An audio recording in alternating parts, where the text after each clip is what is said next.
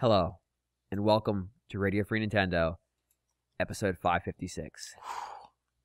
It is January 25th, 2018, and I'm your host, James Jones. With me today is Greg Leahy. Somebody just found out who's playing in the Super Bowl. John Lindemann. I am getting my XFL He Hate Me jersey out of retirement. We'll get to that. And Guillaume Veillette. Hey, how's it going? It's not going so well, Guillaume.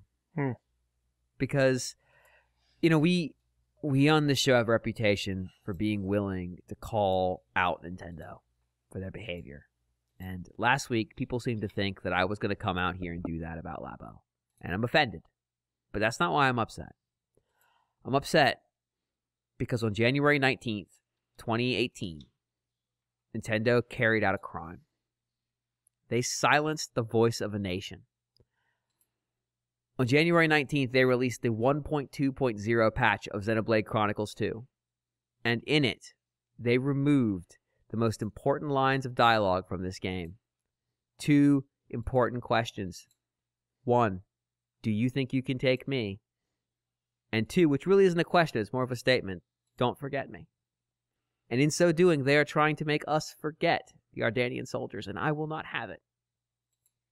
So on this show, we are going to continue to press for the restoration of these brave soldiers' will to be remembered and their verve to continue on, because this is a travesty.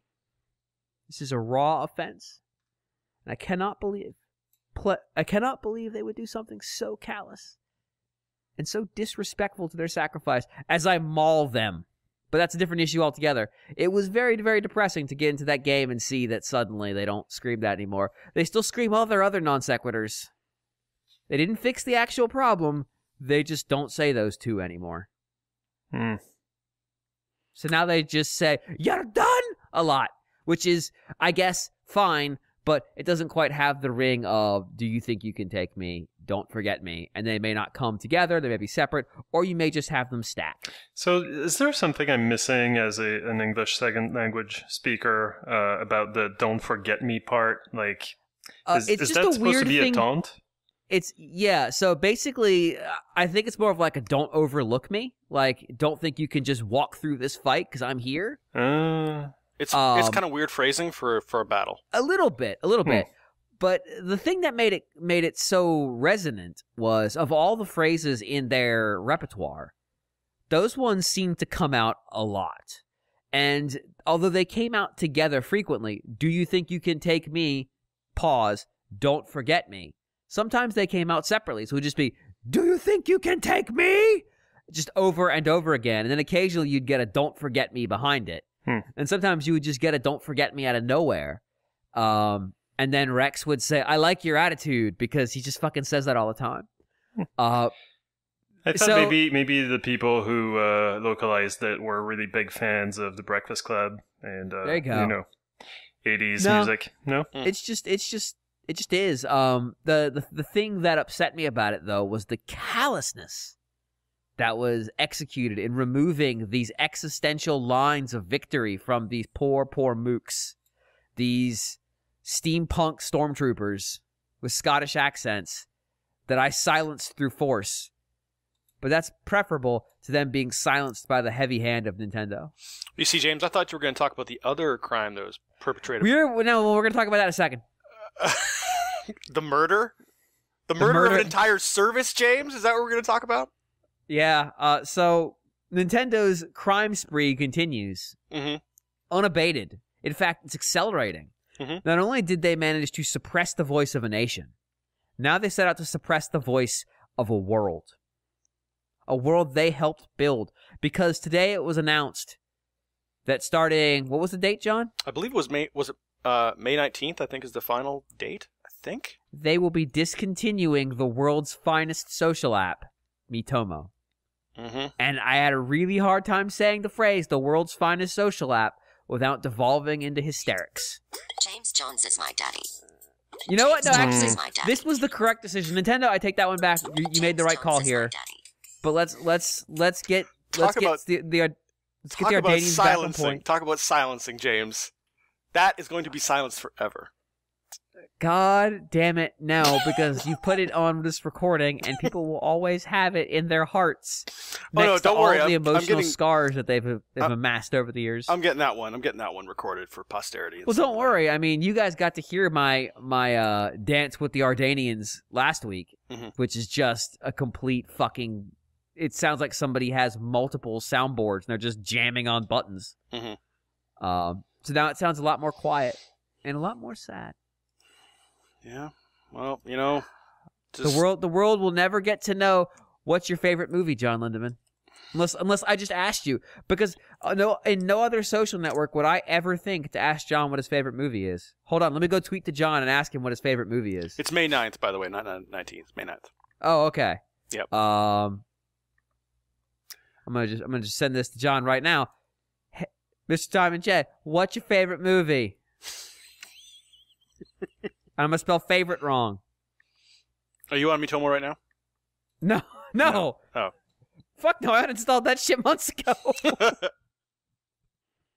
I'm just proving that no social network had the elegance of me asking John, what's your favorite movie, as I typoed it. But that's okay. No other social network had the balls to say, I'm not going to let you decide how you want to engage with your friends. I'm going to figure out what you're going to ask them. Is that John replying, or is that John's me replying? At least it's not 2 or 3 or 4. Okay. Well, if you want to know what John's favorite movie is, you can go back to our tweets from back then. But, I'm going to cancel the moment of silence I had planned for the Ardanian soldiers' witticisms. I was going to ask Guillaume to layer in some music to go with it. But, well, that's too much work. So, instead, I'm just going to put the video of just absolute nonsense in the article, and you guys can listen to it there. There's some spoilers if you're in the game, but if you haven't even touched the game, they won't make any sense anyway. It's a cacophony. And we're going to get started with new business. That's not to absolve Nintendo of their sin. I'm not going to say sins because I forgot that Miitomo is a nightmare. Their singular sin, but we're gonna soldier on without them, in honor of those brave soldiers who would never, ever relent, no matter how many levels you have over them. Would they be forgotten? No, they won't now. Okay. This heavy hand has ensured they will never be forgotten. But I'm going to go ahead and talk about some new business because I didn't do it last week, and something's changed. Something's changed with my relationship with Nintendo World Report, which is I somehow ended up doing reviews. Yeah, that was strange to see you come out of retirement, James. Yeah, so what happened is the Switch is getting a lot of games every week. Like, a whole lot of games. Like, way too many mama scared number of games. This week, I believe the number was like 32 or something insane like that. Hold on, let me go check. That wasn't this week. That was a couple weeks ago where it was some crazy ass number. But even this week, I mean, there's a whole ton. I mean, the press release had a ton of games in it. Like, 10 or something like that? Oh, no. 1, 2, 3, 4, 5, 6, 7, 8, 9, 10, 11, 12, 13, 14, 15, 16, 17, 18, 19. I can count. I don't need that Pooh-Use game in WiiWare. Damn. 19 games came out this week. This was a lighter week. And so what's happened is that Nintendo World Report is getting more download codes because they want people to talk about their game because there's so many of them. And also because developers are finding that the Switch platform is receptive to buying games. So there's a lot of games, and we're getting codes for them. And so we have to come up with reviewers for them, and we're just not, we haven't had to come up with reviewers for this many damn games in the past. Mm-hmm. This wasn't an issue on Wii U. Yeah. So I picked up 2 games over the course of the last week and a half. And then Neil sent me a third, but fuck that. Fuck that game. I'll even say it's more Hunt. Fuck that game. There, I'm not qualified to review it anymore. Eat it. So the first game I reviewed was called shoot, hold on. All right, I was gonna go look at my review, but since I posted it less than a week ago, 1, 2, 3, 4, 5, 6, 7, 8 reviews have been posted at Nintendo World Report. Man, this is like back in the heyday with Wii. Yeah, it's crazy. So the first game I played was of Mice and Sand revised, because it's the Switch version. The 3DS version was just of Mice and Sand from ArcSys. And I'm trying to think how best to describe this. Basically, I mean, I've got a whole review, so I mean, I could just read you the review, but that would be kind of not particularly interesting. And as I've proven on the show in the past, I'm not good at reading. This is basically, it's kind of like FTL, but there's also a manufacturing component to this game. So you play as I guess you're not really a character in it. You're on this desert planet that's inhabited by humans who have crash landed on it and have largely been forgotten by Earth. Some animal, human-like creatures, like human-sized cats who are anthropomorphic. But mostly, the planet's inhabited by mice. And these mice crisscross the desert in search of El Dorado. And periodically, like, the mice who are doing it retire and they hand over the keys to the next generation. And the way they cross the desert is they refer to them as the sand ships, but they're just buses. They're human buses that they have apparently taken control of after the humans abandoned them. And, of course, because they're mice, the buses are huge. And so basically, you're plotting courses between settlements in the desert, trying to raise money by collecting the scrap along the side of the road, and then building facilities that allow you inside your ship, your bus, that allow you to convert that detritus into usable product. So early in the game, it's just a regular like Greyhound bus, and there's not a lot of space in it. So some of that space is taken up by bedrooms for your mice, and some of it's taken up by the bridge for controlling the bus. Some of it's consumed by the engine, and some of it's for storage area, but you can build a little workshop. And as your bus drives down the road, randomly things will appear on the road. So like lo-fi scrap, which is just the most basic of metal. It's like tin cans and shit. And in your workshop, you can convert that into one of many things. A piece of lo-fi scrap can be converted into a bolt, or it can be converted into a pipe, or a piece of sheet metal, or a gear.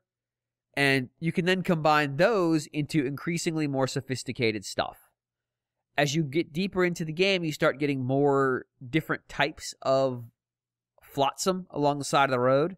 So like you might find hi-fi scrap, or you might start finding, even later in the game, you might start finding ore, like copper ore, or iron ore, or fuel ore. And as you upgrade your facilities by amassing, manufactured products, so like if you want to upgrade your workshop, you need 12 bolts, 9 pieces of sheet metal, and 5 pipes. As you start grinding out to get that stuff together, and once you upgrade, then your workshop can make more stuff. And eventually that means you can build more buildings, and you can start manufacturing more products in different places. So right now I'm on the 3rd ship, which is much bigger than the first one. And it houses 6 rats instead of 4. So I've got more workers running around. I've got a furnace that I can use to make glass out of sand, or make bricks, or make silicon, probably. It seems like that's coming up soon. I can make ceramics, and then I can turn ceramics into dinnerware that I can then sell it at these settlements or turn in for quests. Because you'll get to the settlements and they'll have quests for you. They'll be like, I want 19 screws. I'll give you 1,100 gold and 10 things of water. And it's like, well, that's actually a really great deal. So I'll park here for a while, kill my engine, and just make those screws. And I'll turn them in, and that'll give me the water I need to keep my mice alive and to feed my industry. As you go, the buildings you get more sophisticated. So I built a factory inside it, which is huge, takes up a ton of space. But it turns 1 piece of iron ore into, I want to say 12 pieces of sheet metal, and then turns 1 piece of sheet metal into like 8 screws. So now what before had been, oh God, I need to come up with 10 screws and like 6 pieces of sheet metal, turns into 2 steps, or before it would have been like 20. And that lets you sort of fast forward to the more advanced building, where it's like, I need 12 pieces of piano wire, 9 pieces of lumber, a bunch of screws, and I can make a piano. And then I can use that piano to make I can't remember what they call it, a tavern in my arc ship that I can then have a mouse go down and play music and encourage everybody, and then they'll all scream groovin' when it happens, because that's the song they're playing. The game is actually really cute. It's pixelated graphics. The mice run around your ship spouting nonsense and speech bubbles. When you set off from one settlement to the next, they'll a lot of them will shout some kind of exclamation about the fact that they're moving. Like they're excited. We're moving towards our next goal. When they pick up scrap on the side of the roads, like some of them will start like cha-ching or something like that. Like it's just speech bubbles. And then of course the tavern, every time you fire it up, they all react to the grooving. But there is something cool about seeing them all yell onward. Along the road, you'll run into all kinds of random events. So you might come up across an enemy whom I have now put a gun on my bus, my quadruple decker bus. So like if an enemy comes up, I'm shooting at them while they're damaging the ship. Once the fight's over, one mouse goes and reloads the gun. Another one goes and pulls repair kits I've built out of my storage and starts fixing it. Someone's in the kitchen pretty much all the time cooking dinner for everybody because you got to feed them. Somebody's always driving the ship. So that means I've got like one person to spare in the factory and maybe one person in the furnace. Or maybe I've moved somebody to the science lab to cut material into chemicals that I can then use to manufacture stuff. The game actually starts to ask a lot of you. And it gives you more tools to automate, but it can get kind of slow. The game's pretty passive. You give the game your orders and you just watch it go. So most of the time I had the game going at 3x speed. But sometimes it's just like I got to do a loop around this area because I don't have a gun powerful enough for the enemies in the next area, and I need to amass the components necessary to build it. So we're just going to do a loop around this safe area and make some money at the towns when I run some quests and start building the things I need to build the cannon. So then when I pull up on these fucking assholes on giant sand monsters shooting guns at me, they're going to get a cannonball in the face, and I can laugh because I make it to the next settlement safely. I haven't beaten it. I've put a bunch of hours in, but it's a pretty passive game. So it's kind of a trade-off. Like, it's a great game to have when you're watching football because, like, I queue up orders, put it on 1x speed, and then when the commercial breaks comes, it's time to queue up some more orders. But it's nice. I had fun with it. Like I said, presentationally, it's great. There's enough challenge, and there is something fun about, even though it takes too long, there is something fun about that moment when you finally amassed all the pieces you need. Like, your plan to build the factory has finally come to fruition. And you've probably spent 20, 30 minutes making sure you have all your stuff in alignment. And you build that damn factory, and then you get to see what you've gotten out of it. And the factory was particularly a revelation because now you can manufacture in mass, thank God. And that expedites some stuff downstream. The other game I reviewed, whereas this game was good, this other game's not. It is, ellipses, sir, exclamation, the Hollywood Roast. John, have you by chance read that review? I have not. I did. It's pretty good. It's I would say I was not kind to this game. But basically all this game is you get a list of phrases and you and an opponent pick from that list of phrases to try to string together an English grammatically correct insult barrage. You pick, like a fighting game character cast for this game, are essentially caricatures of Hollywood celebrities, like an incredibly dated Asian stereotype from a Charlie Chan film. And Clint Eastwood Harry Potter, because it's Dirty Harry. Get it? Fucking get it? Do you get it? John, do you get the joke? Do you get the joke, John? It's a bit over my head. Did you get it? A lot of this game is, did you get it? Did you get the joke? But the reality of the situation is the insult generator portion of the game oftentimes doesn't make sense. Like, you're just stringing together random phrases that are English grammatically correct, and the game may not give you much points because you're not really insulting the guy. Or it may just decide, no, that's a 12-point insult. Good job. You really burned him. And you go, what the fuck? There's Harvey Weinstein jokes in this in 2018. Yeah. There's jokes about Woody Allen as well. And there's some joke prompts about a quote stained casting couch in 2018. In a game that came out in 2018. In a game that came out in the year of the Lord 2018, there are Harvey Weinstein jokes. So you're saying it's not in the best taste? I believe I don't have it in front of me, but I believe I described it as something along the words of crass, and I want to say I compared it to the National Enquirer. Mm-hmm. I can't. The most time spent on this review was figuring what tabloid was trashy enough for the reference. And that was the one I went. Weekly World News is actually aware, like they're self-aware, so they didn't count.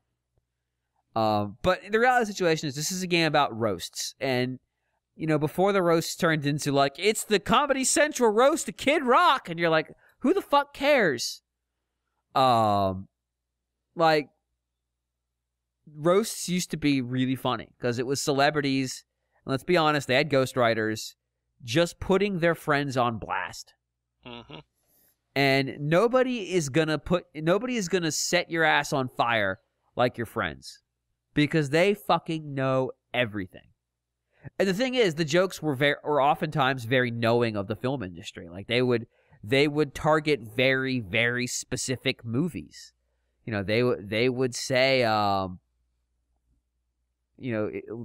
Mike Myers does not deserve a Hollywood roast ever.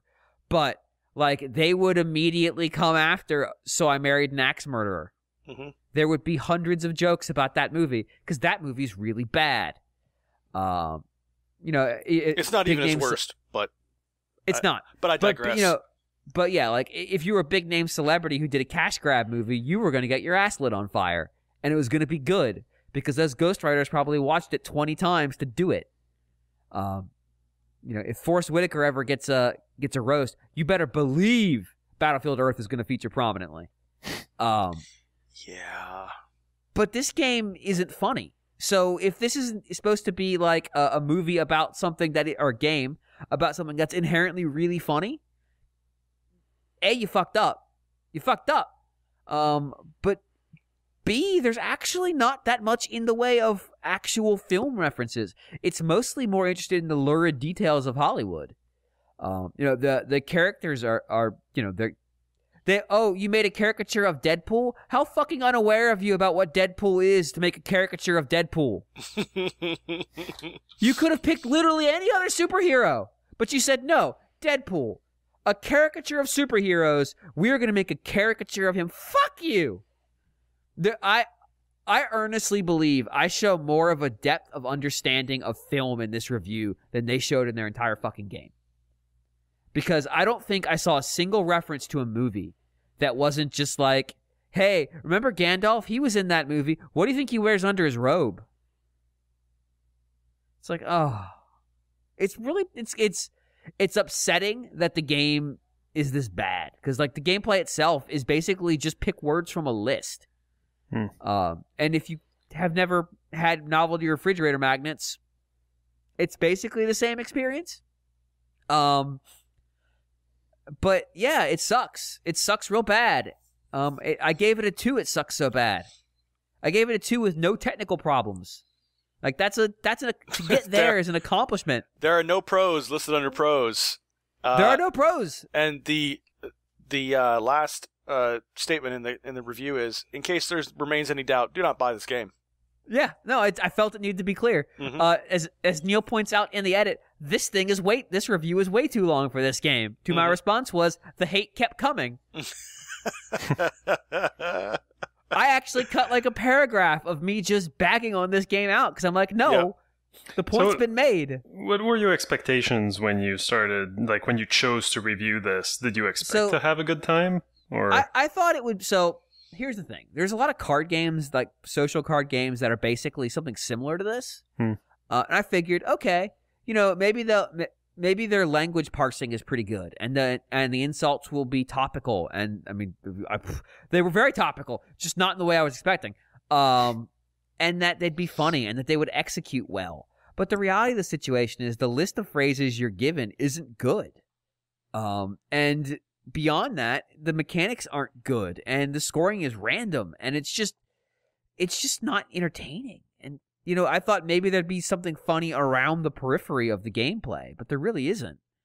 It's, I didn't expect the world here. I mean, you could see from the screenshots it looks like a glorified Flash game. But, I think it's $2. So, like, I thought I set my expectations correctly, but I played it for probably 3 hours, maybe a little bit more. A lot of that on stream, and I didn't laugh once except when somebody in the chat called this game something along the lines of, this is like Cards Against Humanity if you're an asshole. And I'm like, yeah, that's about right. That's pretty much on point. Because that's not true. I also laughed when I knew the Weinstein jokes were in there. I laughed when it happened because I got to watch chat react to it and go, what? Seriously? But yeah, this game. What are the Weinstein jokes? Just out of curiosity, like what are they playing on? I think I actually have it in the review article, the reference. No, I don't. I believe the phrase is something along the lines of, you have your subject, so your subject's on a different task, a different item. So you have to pick things in the right order. So you have to, if it's a verb phrase that expects the subject before it, if you try to lead with that, it'll ding you and you'll lose points and it won't let you pick it. So it's subject went on a pilgrimage with the Weinsteins, which is like, why would that be an insult if you weren't aware of what they're accused of? Yeah. Yeah.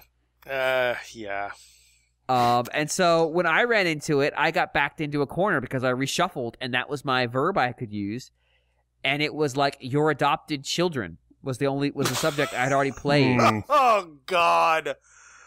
Yeah. So no, it is in the article. Here it is. No, it's the Weinstein brothers completed a pilgrimage with your sidekick is what the game forced me into picking. Yeah, completed a pilgrimage. Okay. Yeah. Like, are you fucking kidding me? Yeah. Sweet. The fact that that's even in there is, I don't know why it would be. Yeah, but like, you completed a pilgrimage with. It's like, that wouldn't be an insult for anybody else unless you know. There's implied context. From their screenshots, from their official screenshots, one of their example insults is, your dad can't hold liquor. Yeah. It's a bad This game. is them trying to make their game appealing. It's a bad Your game. favorite director was ruined by an uninspired sequel, and wait until you hear the origin story. Yeah. Yeah. Fuck this game. Fuck it. I almost gave it a 1. Legitimately, I was like, But like, there's a bridge of like, no, the game runs. It functions. Like, it has met that threshold, but like, no. This is one of the worst things I've reviewed for the site. 5 years of review retirement, I come back to this shit. And that was James's last review until 2023. Jesus Christ. All right, well, that's enough of that garbage. Guillaume. Yeah. I don't have much new. I threatened to talk about the Lego The Force Awakens last episode, and so I got it from the library, and I did play it. And this time, I got it for Wii U. That because the game is not available for Switch. It came out just when the PlayStation 4 and Xbox One were coming out. So I guess Wii U is the only place where someone like me can play it. And you guys were right last week. They did not make one for The Last Jedi. No, they did not. And I meant to inform myself about that, but I did not. But I think that, I don't know, my assumption is that they're working on like the trilogy instead. Honestly, there's not a bunch of scenes in that movie that would have been particularly good for it anyway, unless you want to have 40 minutes wandering around a casino. Well, actually, The Force Awakens also kind of struggles to find scenes. I haven't played a whole lot of it. You know what? You're right, because there's a lot of just talking in that movie. Yeah, and it's just the game actually starts you off with basically like the climactic ending scenes of Return of the Jedi. So it's kind of they were kind of struggling to go find content that they could work on. And I'm not sure if that's due to not having access to the movie The Force Awakens all that much before, in order to be able to work on the video game adaptation, because the game came out pretty soon after the movie, I think. But they would have had the plot beats. I mean, they would have at least know what. Yeah. Right. But also, like, it seems like, every Lego game seems to just up the ante in terms of content. Like the Batman, Lego Batman 2 was just like, you know what, Batman characters, that's not enough. We're just going to include, Superman, Supergirl, Crypto, like everyone. Every single DC character that we can think of in and out of costume, Have we had a Lego the Batman movie, the game yet? Yeah, well, there's been the animated movie based on the video game.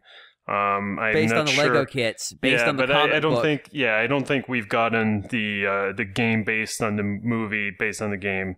Actually, to be fair, they're actually based more on the Batman movies. So it'd be the game based on the movie, based on the game, based on the toy kit, based on the movie, based on the comic books. I really didn't want to get into Lego Star Wars all that much. Somebody just had an aneurysm, by the way. So the game starts you off with Return of the Jedi, and it's pretty cute. You've got Lego Ewoks and everything, and you're kind of the puzzles that you solve have you set up and trigger the traps for the ATSTs on Endor and stuff like that, and it's all very cute. And then you fight, Vader, and then the Emperor as Luke, and then you get to blow up the unfinished Death Star. So the game looks so much better than Lego Star Wars did, because it was actually made for much more recent consoles than the PlayStation 2, and it's not just an HD port of that, and it really shows. But at the same time, maybe they went a little bit too far with the realistic lighting and the kind of the natural environments that are not, meant to be to look like they're made out of Lego, because it's kind of actually a little bit hard to parse what's going on the screen. Just like especially the lighting, I don't know, like it just seems to obscure the kind of the whatever you can actually interact with your characters. I was playing it co-op with Karen, so I was on the gamepad and she was using the TV, and I think that's a Wii U concept that worked better on paper than in practice, because I gotta say, most of the time I wished I could have been just looking at the TV. The gamepad screen is pretty small, and also, like I'm not one to bemoan the lack of graphics, quote unquote. I'm not always, like, I don't mind if a console is underpowered, but playing co-op in that game really just drops the frame rate to like 15-20 maybe on either the TV or the gamepad, on both. So it also made the action a little bit harder to parse than it could have been. So, but other than that, like it's I don't know, like it was a much better experience than the first Star Wars game, because we could actually have, our own camera and our own character at all times. That was a big improvement. Didn't have to share the screen in the same way that I had to in the Lego Star Wars.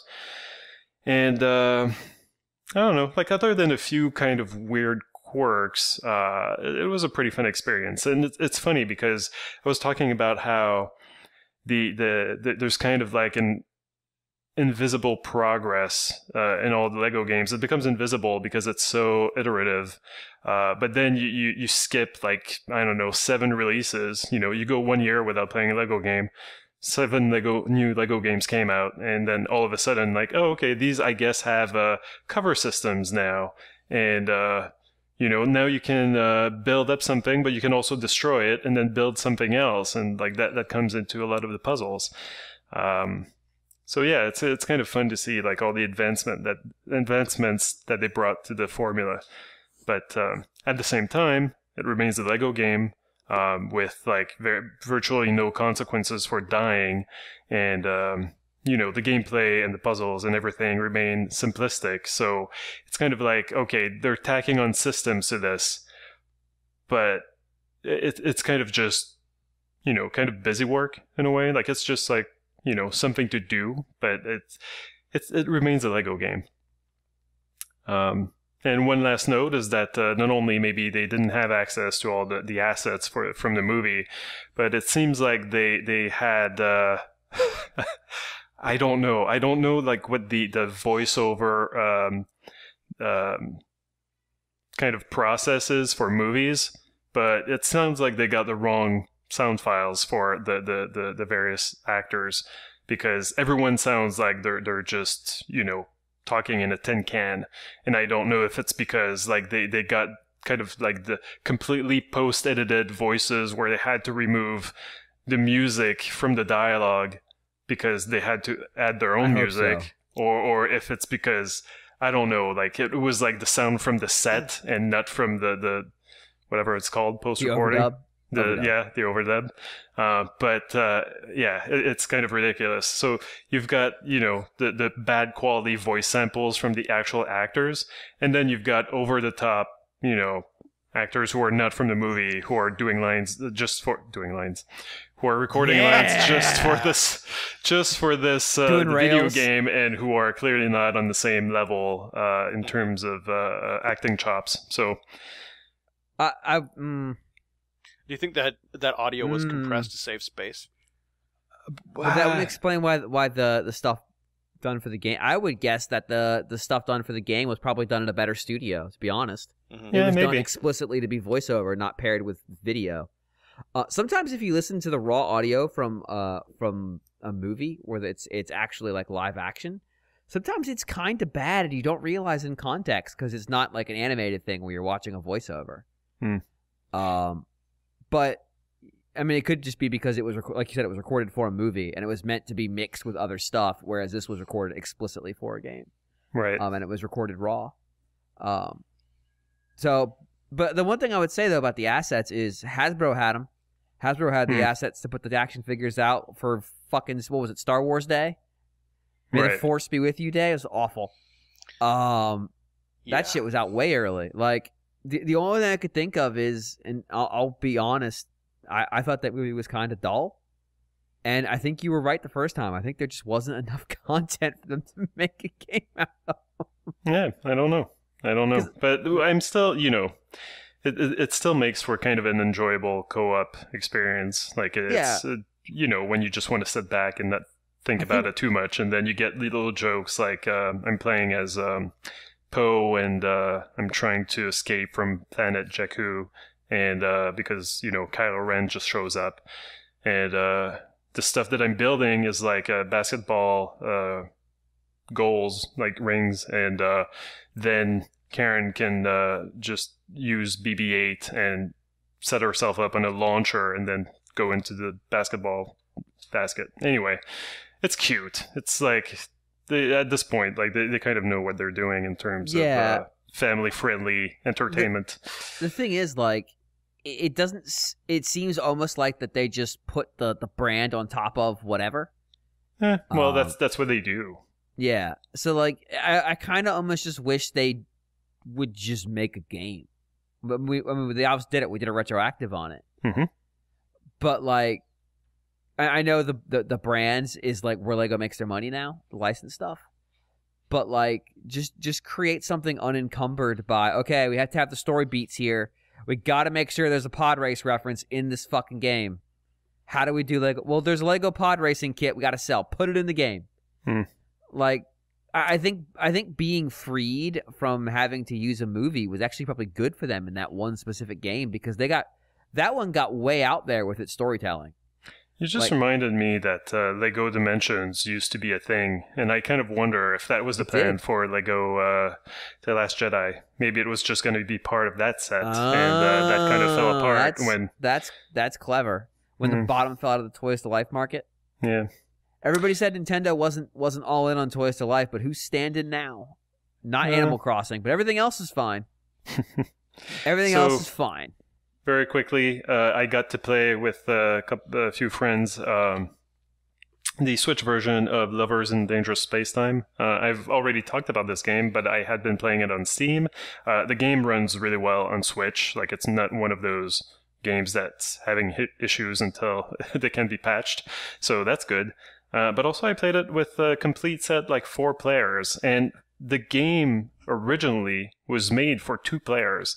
It was made for the way that I had been playing the Steam version. And as I don't know if I was, I don't know if I touched on that, but the game was very much like stop and go because of it. Because you basically, you've got your ship and you're trying to explore this whole map, trying to rescue these little bunny people. And you've got 2 people inside the ship, and you've got 4 laser stations. You've got like the shield station. You've got the engine. And you got to kind of platform your way to the station inside the ship to be able to man the gun, to be able to move the ship around with the engines. And so I had to kind of always like, okay, so like go to the engines, move forward a little bit. Oh, enemies. Okay, I gotta help out Karen to take them out because the guns are positioned like, basically north, south, east, west. Like you can't shoot all around the ship. You really need 2 people to defend yourself. And so then, okay, like the enemies are cleared. Go to the engine again. Go move a little bit further. And so, like it remains like a very fun game, but it was a little bit plodding. And with 4 people, you can just throw caution to the wind. I was always at the engine, and 3 other people were manning the guns, or the shield also was very useful to have always a person on them, because you can move them all around the ship and just protect yourself.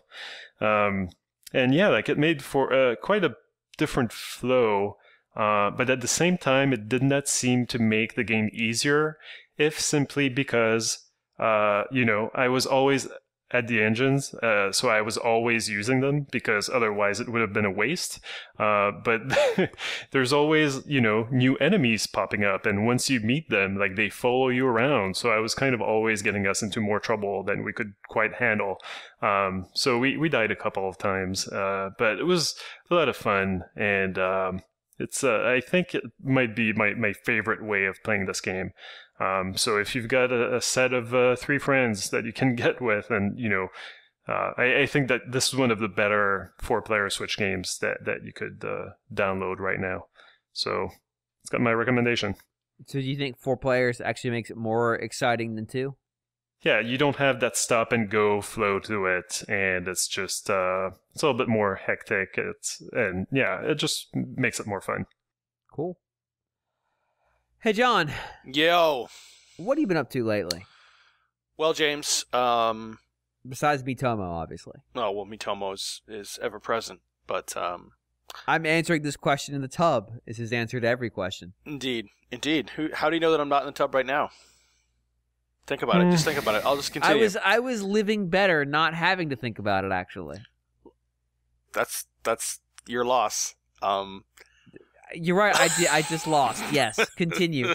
Talk about Sea of Thieves, John. A little bit of Sea of Thieves. Yeah, the closed beta is out there. And James, I was surprised that you actually played this. Yeah. Well, so I mean, did you play the closed beta, the one that's out there right now, or? Yeah. So I put my name in the hat to get into the betas way back in November, and I missed that first one because I wasn't. They wanted you to have signed up like October, I think, to get into that one. Yeah. That was the closed alpha. This one, the game itself still refers to itself as a closed alpha, but they keep calling it a closed beta, which is weird. But this one was December was the cutoff, so I was good. Mm-hmm. And so this is my first time actually getting into the game. Yeah. In terms of why I got into this game, I mean, I know they're not the Rare that I loved. Mm-hmm. But this seems to be kind of more of a return to the kind of content that you would think that they would provide. Like at the very least, it's trying to go after the sensibilities that they would have attempted to go. I mean, there's a very grabbed by the ghoulies thing happening here, which you can take that however you want. Yeah. It's not quite as colorful and cartoony as like their N64 era stuff, but the color palette is very ghoulies-esque. By the way, in case you don't know, ghoulies can be slang for their testicles. They somehow got that past Microsoft. Good job, guys. So my big takeaway from playing this game for about 40 minutes is that I don't know what this game is. Yeah, I don't either. And that's coming from somebody who, like, I played in the closed alpha, the earlier one, and it hasn't changed very much from that.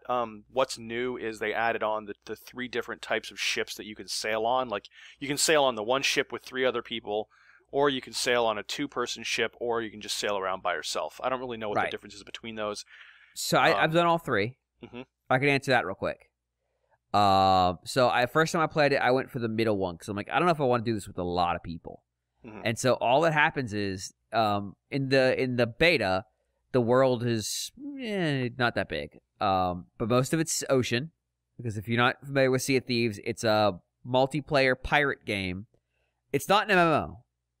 It's closer to like what was that Sega one?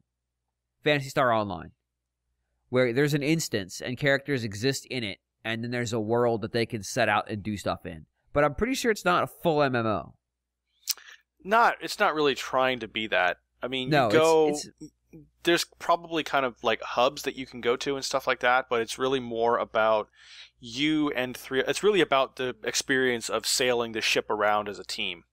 And you will come into contact with other players that I believe you can fight with and stuff like that. Yeah, like I think there'll be other teams in your instance, but not all the teams are in your instance. No, I don't think so. So the demo, basically, you're on this island with a bunch of NPCs that don't talk because it's a beta. The guy selling stuff talks, of course. Of course, that's the one that Microsoft published game got going first. And then there's a ship. And the ship, as John said, is determined based on which of these multiplayer options you picked. I picked the 2-player one. So myself and a guy with voice chat who really wanted to talk to me. Like, really wanted to. We're on the island, and that's it. Mm-hmm. So nothing's happening on the island. So eventually I got on the boat, and the boat is... Of the 3 boats, it's the mediumest-sized boat. It's hard to give that in context because I picked the medium one first. And you can operate it with one person. I did because I got tired of him jumping around trying to talk to me, so I stole the boat and left him on the island. Which is something that this game completely allows you to do. And then I shot cannonballs at him. Yeah.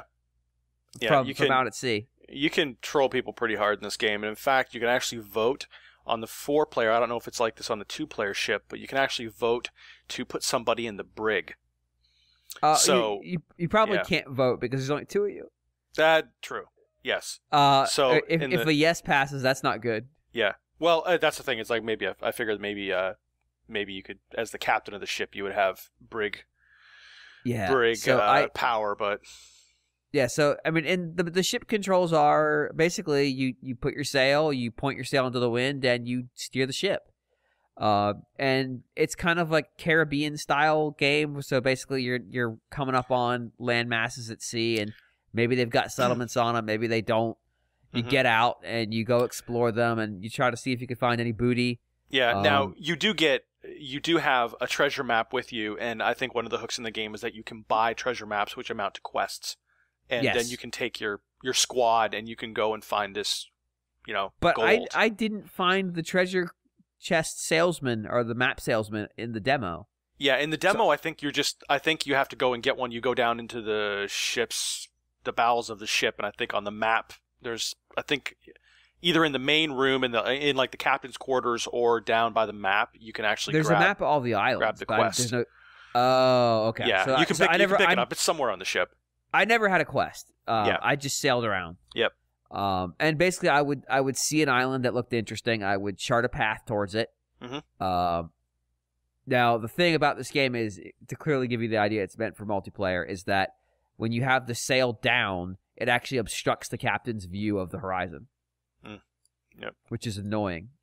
But I get it. Like, the idea is that you've got somebody up in the crow's nest telling you where to go. Mm-hmm. Yeah.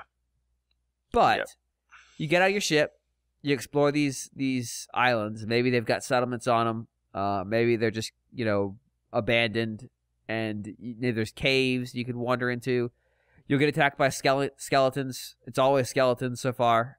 Lots of skeletons. Mm-hmm. And you fire either a flintlock, a rifle, or you hit them with your cutlass. I thought the cutlass play was kind of bad because I would hit them and there was no knockbacks. They would just hit me too. Yeah. And we were just trading damage until I died and went to this ethereal ghost realm for pirates. Yeah, you go onto the Ferry of the Damned or whatever, and then for some reason it waits until you can get back into the world, which I never really understood. Because it's like a multiplayer shooter. That's what they based it on. Mm. It's your cooldown time after dying. Yeah, I guess, but it's not like it's not like there's anything really waiting. There's nothing really to wait on. This is what I don't understand about this game. There's several things I don't understand. I don't really know what the overall hook is. I don't know what that is because it's a loot game. That's what it is. Just I guess, but loot for what? I don't know what. What's in the chests? I don't know. I mean, the gold. I mean, so the answer is it's gold in the chest. You then use gold to buy more maps to get more chests, or you buy gear for your character. Mostly cosmetic to make them look cooler. Yeah, but I mean the whole gameplay. The gameplay is so open ended that I just don't really know. I don't know what the overarching point is. Yes, you can get these quests to go out and get chests and get gold and gather stuff, but I don't know what you're overall driving towards. And yeah, doesn't appear to be any kind of story. Yeah, and of course this is beta, but it's not too far away from release either. It's releasing in March.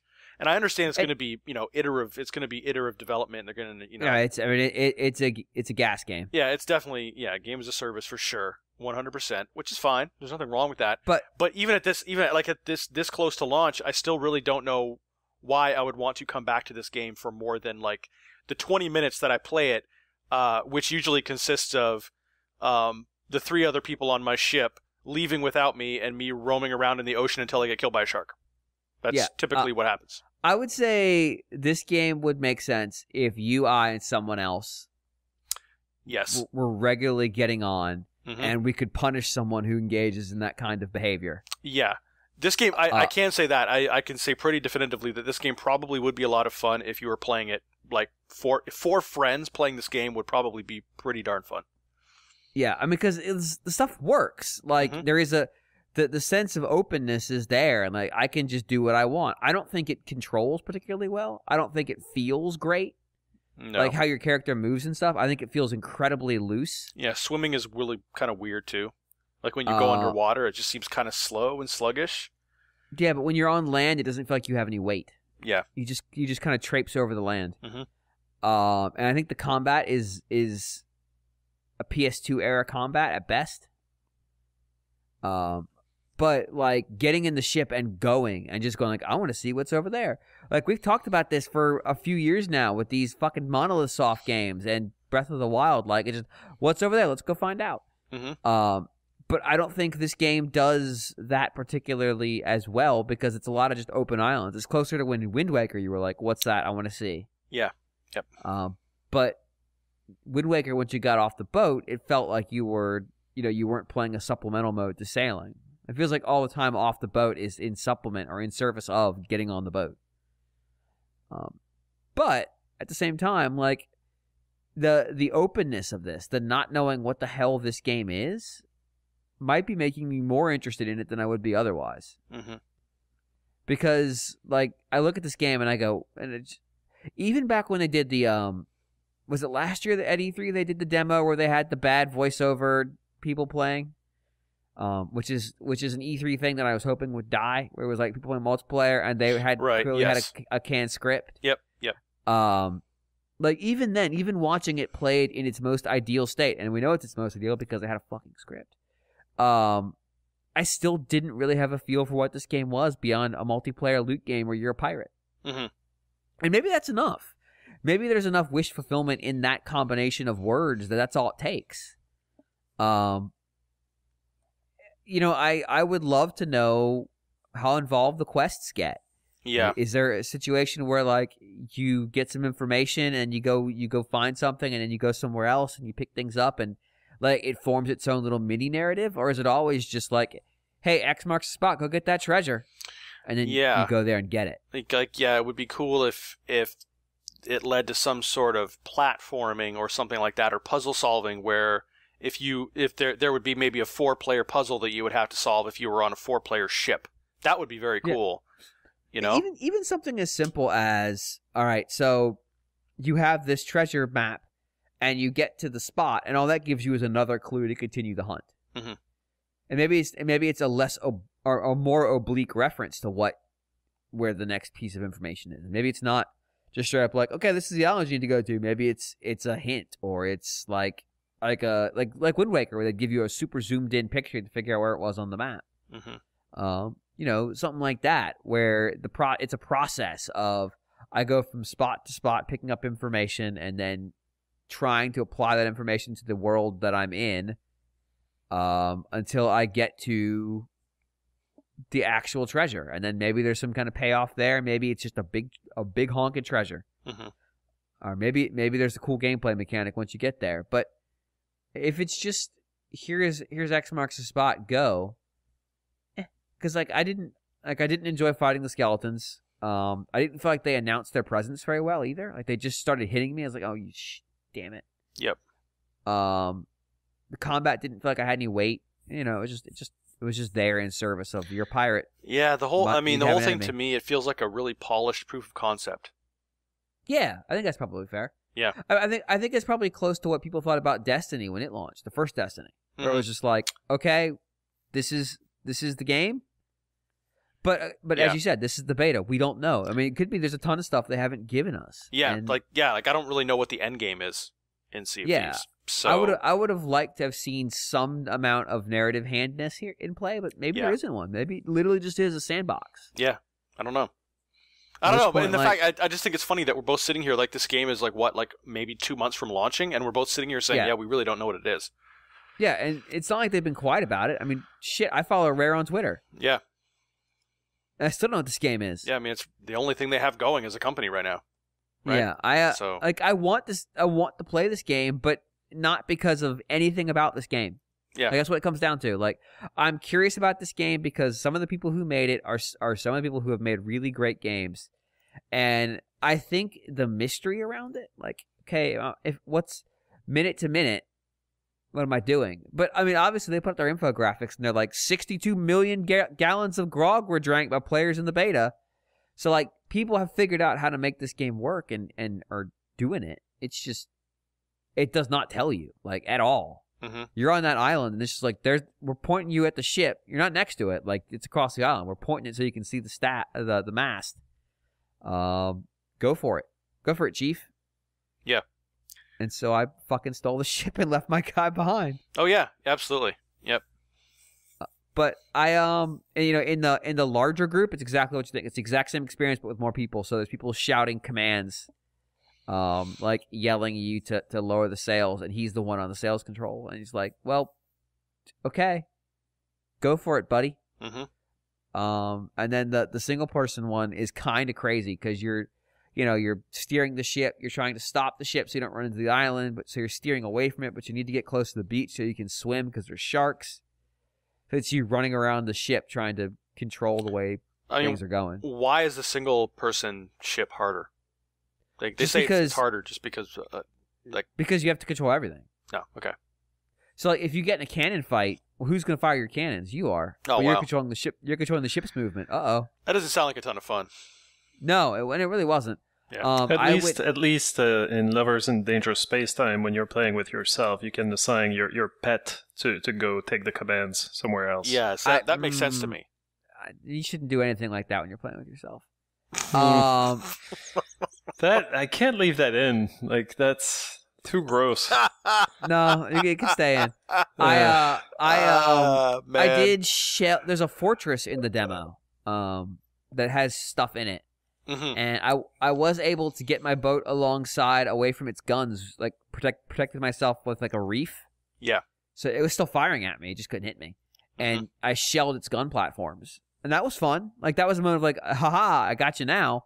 Yep. And then I hopped out of the ship to try to make my landing and was immediately hit with, guess what kind of enemy I found, John? Probably a skeleton. It was skeletons. Yeah, it was amazing. many skeletons. Now, see, what's interesting about this is I did actually sign up for the Xbox Game Pass because I don't want to pre-order this game, but I wouldn't mind playing it for quote-unquote free kind of thing. Yes. Same thing with other stuff, too, like State of Decay 2. State of Decay was actually, that's a really cool game, so I'm interested in State of Decay 2. I was surprised to see a State of Decay 2 exist, to be honest. Yeah, that game is actually really good. State of Decay is really, really cool. Yeah, it's just not a game anyone talks about. Yeah, it's amazing, which is too bad because it's really good, but it would be the equivalent of some other really random game from what was that Microsoft third-person shooter from the original Xbox where you played as a lizardman? Oh god. Something Forces. I don't know. It'd be like the equivalent of a sequel to that. Mm-hmm. It'd be the equivalent of Yakuza the Getaway the Yakuza missions getting a sequel. It's the equivalent of like some of those like PS3 games where they're just like damage they're just a sequel. The random Sony first party PS3 games where it's just like no Lair one talking 2, about everybody, them. it's coming. Yeah. But yeah, oh, no, so we'll see. I've just put something bad into the world. I mean, we'll see if Thieves go. I mean, I'm kind of keeping tabs on it. I don't really feel one way or the other about it. So yeah, I mean, like I would like to. That's the kind of game that I would like to play with you in particular. Yeah, because I feel like A, we would be able to have fun, and B, we're complete tools, and so we would probably just be complete fucks to each other. Yeah, well, we could. That's the thing, though. It would be fun. Like you can see the kind of promise with it if you could actually get something done. Which will not happen when you're playing with like 3 rando idiots on the internet. Yeah. So, but playing with you and like somebody else who has Greg, who I think may have died. I'm still here. Don't worry. Okay. All right. I'm glad you're concerned about my safety, but still. Always Greg. Significant silence for a while. We were getting kind of worried. I'm sorry. I'm not very well versed in these topics.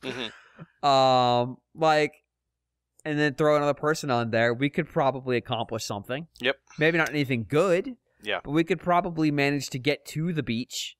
Whereas I ran aground last time I tried to get to the beach with people on board the ship, and they were not happy. Yeah. They were just doing the angry emote. Joke's on them. I jumped out. Yeah, exactly. Because I knew the sharks were in that water. Yeah. I was getting the fuck out of Dodge.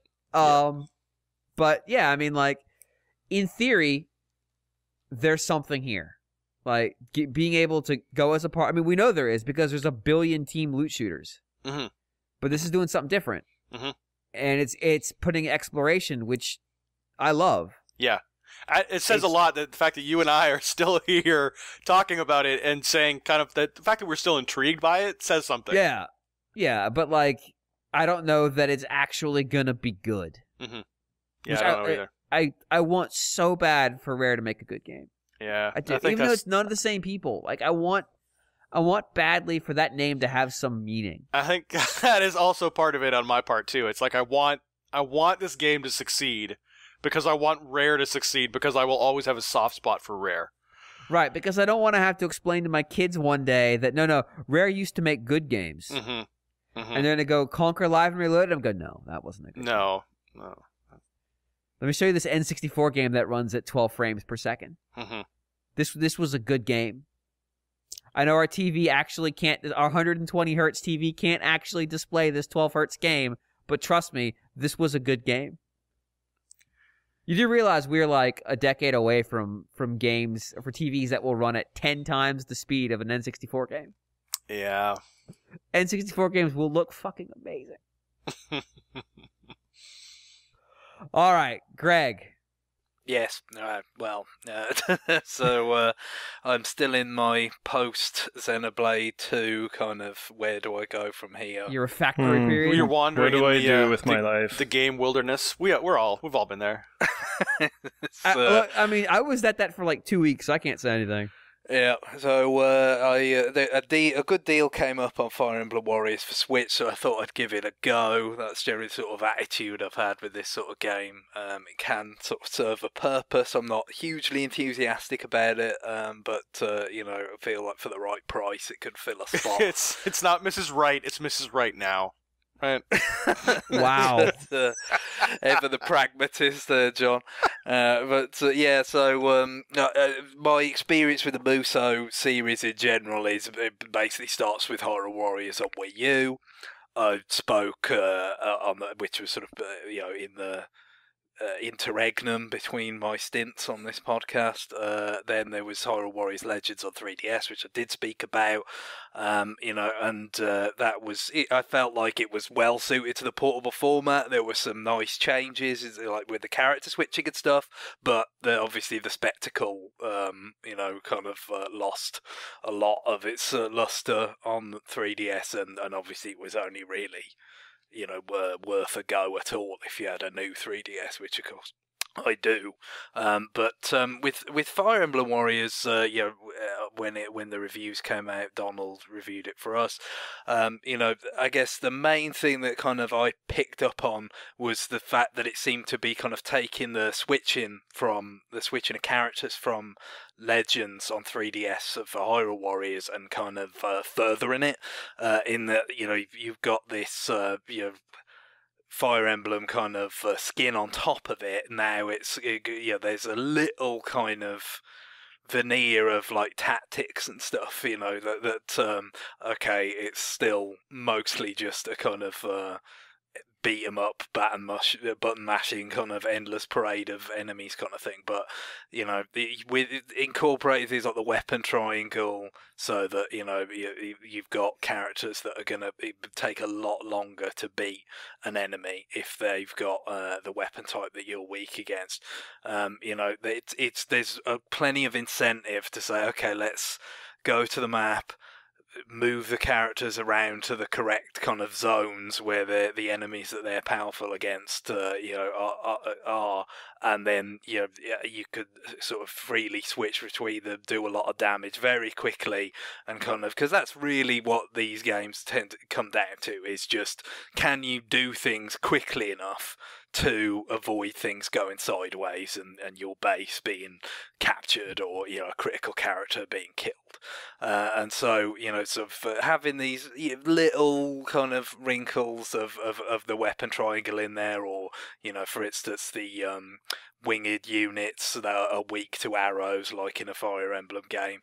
It's not obviously really a tactical experience by any means, but I did find that by having a sort of multiple characters on just about every kind of mission, and being able to switch among them as things are happening, it kind of, compared to when I played the original Hyrule Warriors on Wii U, there was a lot less of just like me running from base to base putting fires out, and it still amounts to a similar sort of thing. You're just putting a bunch of fires out at different places or something, but the fact is now you're just kind of switching to a character, bang, straight away, get down to the action, and so it's a lot more kind of quick hitting, and I like that. This kind of game really sort of begs for that, really, and the action itself is kind of a little bit tooled to be quicker hitting in general. There's less of in Hyrule Warriors what you had, where it's like a certain characters, you're waiting for that kind of opening where they're kind of you get the sort of circular meter appears over them, and you can whittle them down to deal major damage. There's less of that. You can kind of forcibly with strong attacks cause that wheel to emerge, and especially if you've got if you're on the right end of the weapons triangle, you can kill things very quickly that way. Also, you can pair up with units, like again the sort of nod to the source material, where like they can come in and do attacks that will break someone's guard, open them up. And also the cool thing about that is if you can pair up with someone who's got the sort of the other side of the weapons triangle. And then obviously you won't be doing like way more damage or anything because of that, but what it will do is open their weak spot up, and make it quicker for you to then whittle it down. So say, for instance, if you've got a character that's got the right weapon type, but they're not as strong in terms of level or equipment or whatever, they can still serve a purpose in that sense. So the pairing up could be pretty useful there, and it's a nice little nod to the Fire Emblem core game. So it's I think they've handled it pretty well, and it's got a lot of it is kind of the similarly enjoyable to Hyrule Warriors, except it's got a little bit, requires like a little bit of more planning or thought, emphasis on little. It's it's still a Musou game, you can I feel like the action sort of flows very smoothly by comparison, and there's not as much focus on the bosses from the Hyrule Warriors. If you remember, Dodongo and all that kind of stuff that kept appearing, and again those were very much like sort of wait for your window and then wail on that weak spot for and rinse and repeat kind of thing. Much less of that, so it kind of all goes by very much faster, kind of feels very suitable.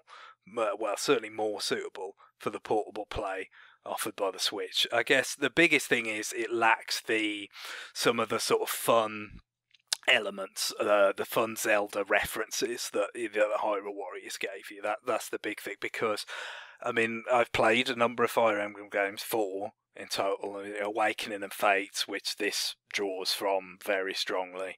The cast, because that's where the series renaissance has kind of come from in recent years. But and then also this draws a lot from Shadow Dragon, which I haven't played. But the other two I have played are the GBA ones, Sacred Stones and simply Fire Emblem, as it was localized. It was the first one that was localized, even though it was not nearly the first game in the series. So I mean, I have a connection with the franchise. It's not as strong as the connection I have with Zelda, as you might expect.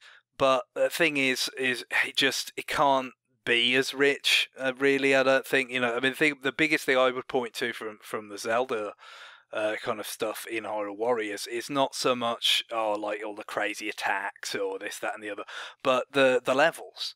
The fact that you could have a level that's like, okay, let's incorporate Lake Hylia and the Water Temple and make it a battleground, and it wasn't exactly accurate, but it felt like, yeah, this is very directly inspired from that. It kind of feels like we're having a big, battle in that place from Zelda, the game I remember. Fire Emblem, it doesn't. I don't think it could achieve that. Like these battlegrounds all feel like some of the more generic battlegrounds from Hyrule Warriors, or presumably many other Musou games that I haven't played, especially when you get to Hoshido themed things, because that's just sort of ancient Japan. So that seems fairly standard, even though it is like a reference to Fire Emblem Fates. It doesn't really it hasn't got a very strongly evocative kind of feeling to it. I think that kind of was a problem in Fire Emblem Fates as well. So it's maybe more appropriate than we're giving it credit for here, that it's kind of managed to cascade that problem into its depiction in this Musou game. Yeah, because I feel like that game in particular kind of lacked the characteristics of I mean, it played like a Fire Emblem game, but it didn't really look the part in a lot of ways. Even Awakening, like you could still see vestiges of the Fire Emblem style in play, whereas that game went all out. It's like, but Hoshido is just Japan.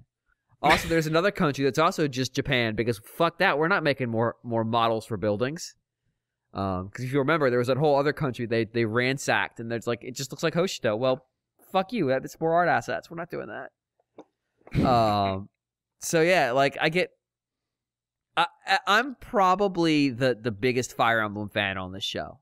I am. But I'm not getting anything out of this game. Like, so I look at it, and I mean, you pointed it out. It's so heavily leveraged on the last two Fire Emblem. Well, no, it's so heavily leveraged on the last two original Fire Emblem games.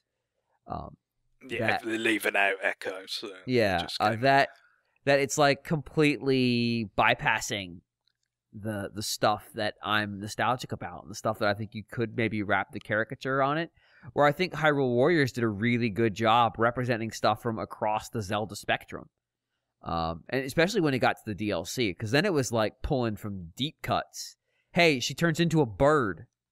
Do you remember? You only know that if you saw the end of the game. And it's of a Game Boy game that came out in like 92. So like there's it wasn't that early, but whatever. It came out a long years later, yeah. Came out a long time ago, 95. But like there's no deep cuts in this game, and I think Musou games that are like branded Musou games probably benefit when the cuts get deep. Because then there's a certain amount of like, I know that thing, joy that happens in your brain, even if it's not particularly exciting to see. Like, I would never have wanted to play as Tingle, but the fact that he was there was probably like exciting to some people. Just to see him pop up. Not like that, John. Please. Yeah, I mean, for me, I guess the biggest upside of it referencing games that I have played and played relatively recently with Awakening and Fates is just the stuff like the music. You know, because there's always a part of these games, the sort of guitar-driven remixes of classic themes and all that, and I recognise those, so that kind of, you know, you could enjoy that and kind of appreciate what they've done with those, and so in that sense, you know, it kind of works for someone like me, but definitely, like I said, the biggest thing is just that the battlegrounds in general just feel sort of very unremarkable. And I mean, they try again and weave a few things in the story mode, which is very boilerplate. It kind of feels like a kind of introduction, really. You know, where you've like, okay, there's dragon veins that you can use, like in Fates, to affect the environment. Do things like change terrain effects, where there's like lava on the floor that's going to burn your troops. They can't traverse that or something. You can cool that off. So there's a few little gameplay things, but certainly visually and scenario wise and all that, it hasn't got a lot going on in the story mode or in the map design in general. But I do think for me the nuts and bolts of it, a kind of action is probably a little bit sort of tighter and faster than Hyrule Warriors. So it's a weird one in terms of, you know, the reference parade is not nearly as effective or enjoyable, but the actual kind of the gameplay part of it, I do probably would give the edge to this, and it does look nicer, especially, you know, you've been playing it almost exclusively portably.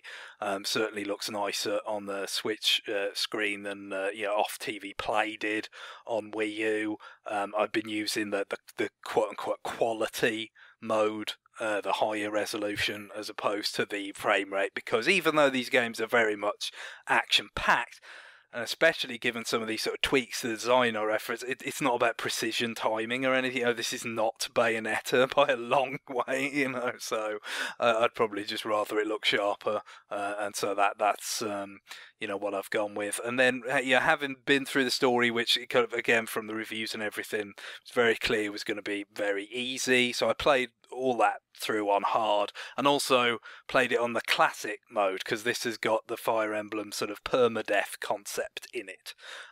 You know, so how does that manifest in a Musou game? Yeah, well, I mean, you quite quickly through the story mode, you know, assemble a very big cast of characters. You know, so you could certainly afford to lose some along the way.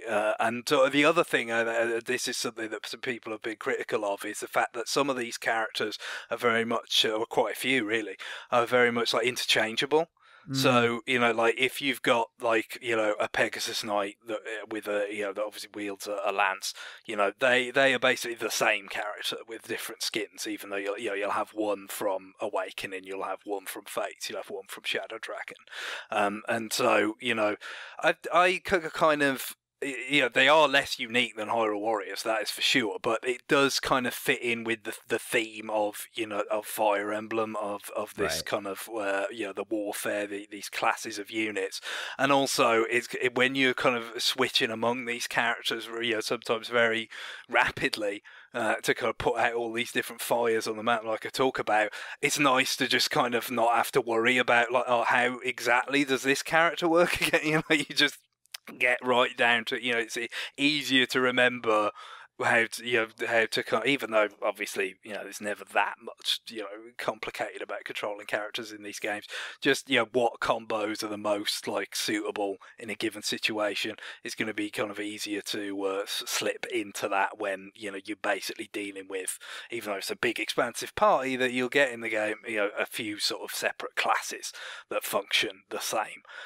So I could see the criticism there. I didn't find it to be particularly to detriment of the game myself, but certainly contributes to the fact that the roster is kind of not that broad and not that kind of different even within its relatively kind of narrow confines. So that's not, I don't know whether that's really what you come into this for. It's just the kind of that kind of chewing gum style kind of simple but satisfying kind of action with some tiny little sort of tactical wrinkles and the ever-present RPG, just watch the meters go up and all that, and eventually get to do harder and harder missions, especially in the history mode, which is this game's analogue for the adventure maps of Hyrule Warriors. And I do like these again because they feel a bit streamlined. Hyrule Warriors adventure maps were very sort of kind of granular, like, okay, we've got to have this item and this character to open up this square on the map, and then it was very kind of heavy weather going, opening up all these different squares on maps to unlock weapons or unlock characters, when the actual substance of what you're doing never changed scarcely at all, certainly not much. Here, these he could recreate sort of maps from previous Fire Emblem games, and then sort of says, okay, beat a few of these different. You can sort of freely pick challenges, and then you beat a few of them, and then the scenario kind of moves on, and then eventually you'll have a kind of some final battle scenarios, and then you kind of beat the map, but it reintroduces like new challenges once you've quote unquote beaten it the first time, that have got some really high level rewards, but you've got to have probably realistically very high level characters to overcome them and get those rewards, and then that's how you're going to be able to give them the very best stuff, S-class weapons and all this kind of stuff, which is all upgraded through like crests, which is very, very similar to how you upgraded your characters in Hyrule Warriors. So yeah, very very much you know what you're going to be getting with this if you've played Hyrule Warriors or presumably other Musou games, and really the calculus is just a question of how much you kind of value the that simple but enjoyable action versus the fan pleasing element of Hyrule Warriors. Or indeed, if you're expecting a sort of similar level of that, but for the Fire Emblem series, you probably ain't going to get it. So it really is the action stuff that you've got to be looking for with this, I'd say. Cool. Well, that is going to do it for new business. We took not a lot of games, we took them for a while, but that's good. So when we come back, we will have some listener mail. So stay tuned. Don't forget.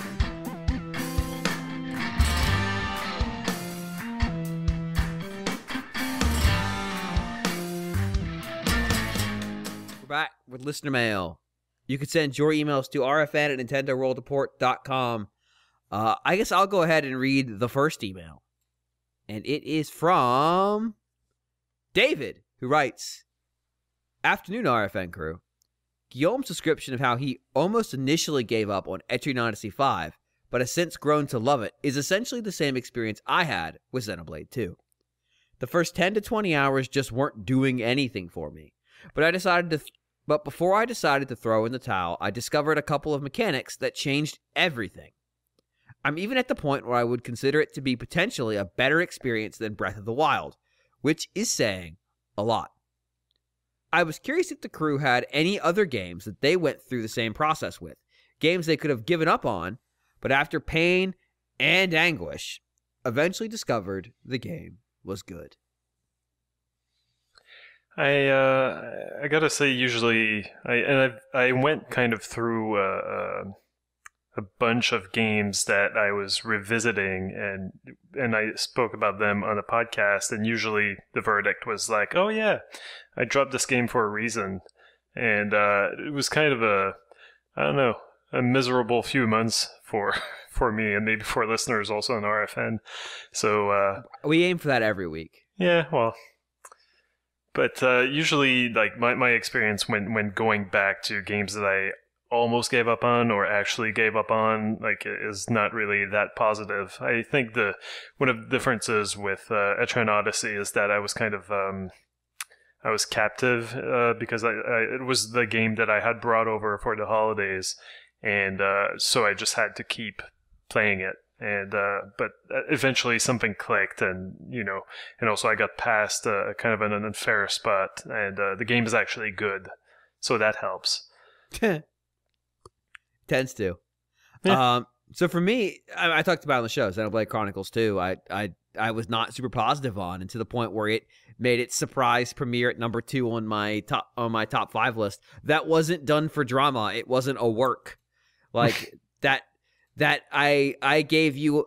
I knew what my list was before we started, but I gave you a pretty authentic representation of what the process of me putting that list together was, which is it would pop up and I'd go, no, it's not, it doesn't belong there.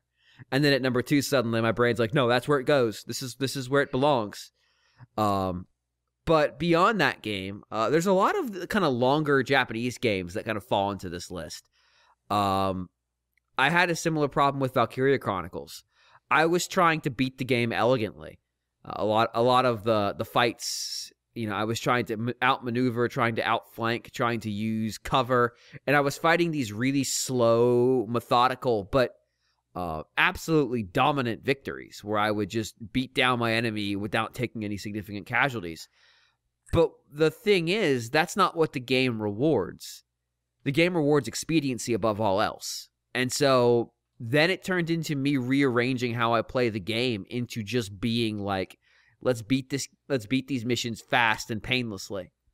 And while I think that made the game less enjoyable than it might have been if it was rewarding excellence in strategy, for me personally at least, it did cause me to spend a lot of time learning how to make myself go faster, to get to the destination, to clear take advantage of the fact that I'm blanking on the main female lead, that she has a power that lets her go twice sometimes, and also she's a class that can run fast.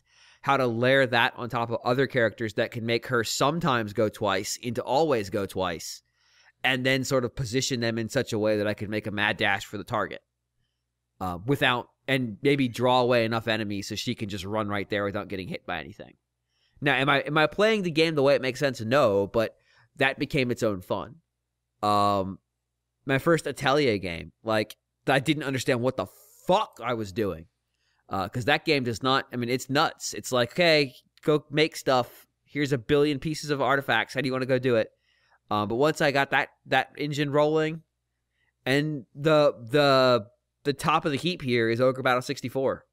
Like, I struggled mightily with that game the first time I played it. And in fact, I think my very first save is abandoned in the last boss fight. Because the last boss fight, basically, it's a whole mission, and then it flips the script, and all of a sudden you're being attacked from the other direction. And I just wasn't ready for it, and I never beat it, and I struggled the whole way through that game. But late in my first playthrough of that game, I had started to piece together the way to play it, and had gotten better. It was just that my decisions I made on the first third of my playthrough kind of damned me a little bit. Whereas subsequent playthroughs, obviously, I can ace that game like nobody's business. I guess another game that I kind of put on the back burner for a long, long time was Metroid Prime 3, and I'm not sure why. I must have had something else going on in my life at that point, but I had always been a big fan of Metroid, and Metroid Prime, the first one, was really, I was like, yes, Metroid is back, and like, this is awesome. And I liked Echoes as well, but, I played only through it once, as opposed to the first Metroid Prime where, a bunch of times before even the sequel came out. But yeah, Metroid Prime 3, like I think I played maybe the few initial areas, and I was like, I didn't go back to it for the longest time. And once I did pick it up again, I had to play through the beginning again. And I think I got again the feeling like, oh, this is not such a great way to start this, with these kind of jarring cutscenes that look like they should have been voiced, but I'm reading subtitles instead, and everything is silent, or there's like, screams or whatever. Like there was some voice to start with the other bounty hunters and stuff, and then it tapers off, like, so then you get more pantomime scenes. Yeah, as I like recall, basically, it's been a while. Yeah, it's been a while. I don't recall, but it was basically the Metroid equivalent of the like Navi. Like every time that someone spoke, you just hear they're like, "Hey," You'd get like Samus walking down a hall, and then the camera would like do that weird movie thing where it kind of like bounces because to represent you catching them out of your eye, and there'd be a hunter standing way down the hall, and they'd do the "Hey," and then the text would roll. Something like that. Anyway, it was not like a great first impression, and I don't know, so I actually played it like a couple of years after it came out, and once I got deeper into the game, I really enjoyed it.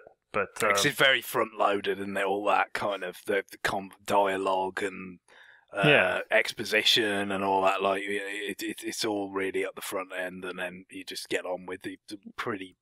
Obviously, there's some structural differences from other Metroid games, but you're pretty much getting onto a typical Metroid Prime after that. Yeah, like once the game leaves you to your own devices, it got good. Yeah, I mean, I've had a few. I think I find it harder to come up with ones that I could genuinely say pain and anguish, as David says. Like things where it really had to push through something nasty. I mean, Prime 2, there was the boost ball boss. In the original version, which was really a massive difficulty spike.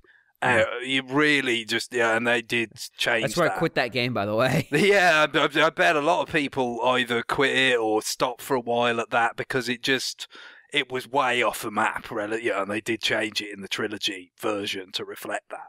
And Prime 2. So I did. There was a little bit of that maybe with Prime 2, and I pushed through it, and I came to like the game a lot more.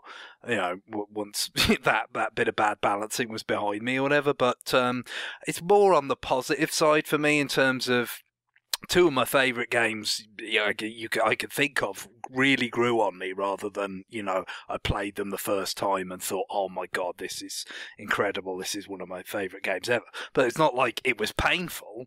It was just like, oh, this is good. But then it went on to become, something more. And those really Zero Mission I've spoken about before. The first playthrough is kind of, it's quick, it's easy, it's nice. But then, my appreciation of it grew much more with a lot of subsequent playthroughs.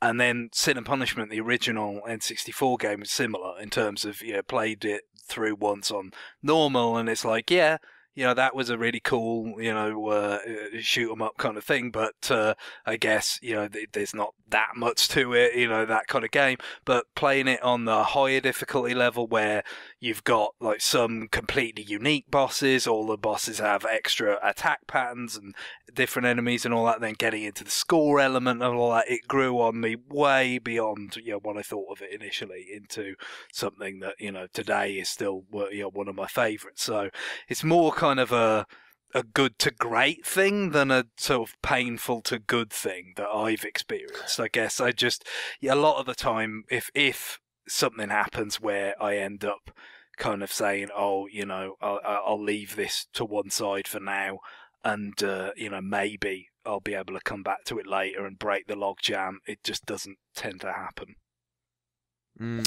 Yeah, I mean, for me, it would be Monster Hunter, definitely. Because, I mean, I think I first started playing Monster Hunter back on the PSP. I remember I got it for really, really cheap. I was just strictly out of curiosity, and I just could not get it. I mean, and those were the Monster Hunter games where they didn't tell you anything about what you had to do. Basically, the instruction manual was just the word "fuck you." Yeah, and I mean the controls were awful. It was just goofy on the PSP, and I tried again. I tried again on the Vita, and it was I think that was kind of where I had the breakthrough. I forget exactly where. Maybe it was Monster Hunter Tri on Wii, but at a certain point, I played far enough into it where I got the gist of what I was trying to do with my with my sword, and kind of like how you have to roll away from attacks, and kind of like how you can time your attacks and all that kind of stuff, and also the role that stuff like farming and all of that kind of stuff, and like making potions and all of those different but it took about probably 20 hours into the game to actually get that stuff really fully going, and that first 20 hours was just brutal. But once I made it through, like kind of to the point where I'm like, what am I really doing this for? Like I'm fighting monsters, but I didn't seem to be making any progress towards anything in particular.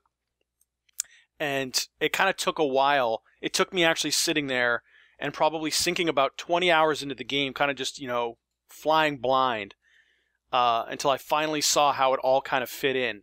And, crafting your armor and stuff like that is one thing, but there's a lot of other stuff to it, and there's a lot of other stuff to learn, like, okay, well, you get better rewards if you trap a monster as opposed to killing it. And there's a lot of nuanced stuff like that where none of it's explained to you. And so that, I would say, definitely it where that game went from being something where like I don't get it, and this is only something for people that are already in the know, to like, oh, okay, I get it now. I get why people like this game so much and why they enjoy it. So yeah, definitely the Monster Hunter series as a whole, and of course those games have improved over time to where we are now. But yeah, definitely when I first played it on the PSP, I was like, I have no idea why this is the most popular game in Japan, because it is boring as hell. And it's just that's why that barrier to entry was just brutal. Like, you had no choice but to stick with it, even though you really didn't know what the hell you were doing.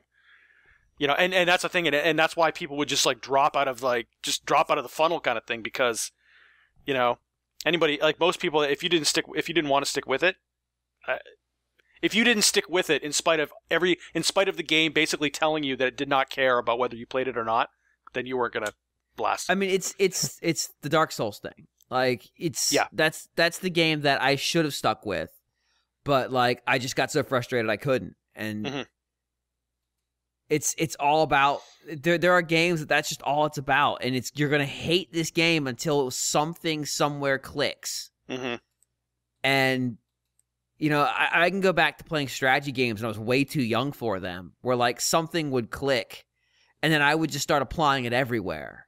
And that feeling, I think, can make you love a game more. Like, all of a sudden, something has popped, and you feel like God. And, maybe for a little bit, this is fool's gold, and the game is about to smack you in the face again. But getting through that one hurdle means so much psychologically that the next hurdle doesn't seem so high, even if it's higher. There's very few games that are willing to just say, like, I don't care if you figure it out or not. That's on you. Yes. Yeah, because, and especially nowadays, where most games, they have a tutorial that tells you how to do practically everything in the game. Having I think part of the appeal of Breath of the Wild was that it didn't. Yes, I was thinking of Breath of the Wild as well, where it just kind of said, okay, well, here's a bunch of stuff you can do, but there's also a whole bunch of other stuff that you can do too. But I'm not really going to tell you what that is or where it is or how to do it. Just figure it out. Yeah, I think Breath of the Wild, it struck that it was perfect in that it gave you a general guide. It didn't tell you, it didn't stick you with nothing. I think it told you all the verbs you could do, but it didn't tell you how to put them together. Yeah. Like it told you can shield surf. It didn't tell you what the ramifications of shield surfing were inside that game. It told you how to get a horse. It didn't tell you like how, like, all the stuff you could do with the horse. Yep. But yeah, I mean, to a logical extreme, that's Monster Hunter. But it sounds like even now they're maybe starting to kind of rein. They've been reining that in for generations now. Like every not Monster Hunter generations of Monster Hunter games. Like, yeah, not reining in the complexity, but like not being complete toolboxes about it. Mm-hmm. Yeah, like we will show you something. Yeah, I mean there was stuff in there like farming, planting seeds, fishing, and I'm just like, what the hell does this have to do with anything? And they were like, hey, you should do this, but they didn't really tell you why. Yeah, like Monster Hunter Tri, they forced you to farm at the start. Like they're like, you have before we'll let you go on a hunt, you have to do some farming. Okay, what's the significance of this farming? There isn't any. Yeah, well, there actually is because you get ingredients to create potions, but they don't tell you that. But at that moment, it was just like, okay, you farmed. Yeah. It just like, I mean, they threw all these complex systems at you, and then they just said, okay, go hunt some monsters. It's like, what? Okay. And then there was so much stuff there that was just purely kind of optional, but they didn't really tell you why it was optional or why you would want to avoid it or not do it. And just brutal. Yeah. Cool. Anybody else have an example they want to drop? Well, just when Greg was talking about his experience, like Beautiful Joe was very much the same for me, where I kind of fumbled my way through the actual game. That Rhino boss. Or whatever it was. But I think we talked about that on the retroactive. That was a point that I kind of. But I was enjoying the game up to that point as well. You know, it was very localized around that one hurdle. You know, I wouldn't say there was a lot of pain and anguish up until that point. It was just and I kind of like the boss fight in many ways. I just wasn't that good at it. Right, but I played through like the first time that I played through the game back when it came out, and I fumbled my way through the normal difficulty, and I probably like the fact that you could just keep grinding and buying upgrades for a character probably helped me see the credits. And it was only when I played the second time on the higher difficulty that I finally started getting a little bit more what the game expected of me.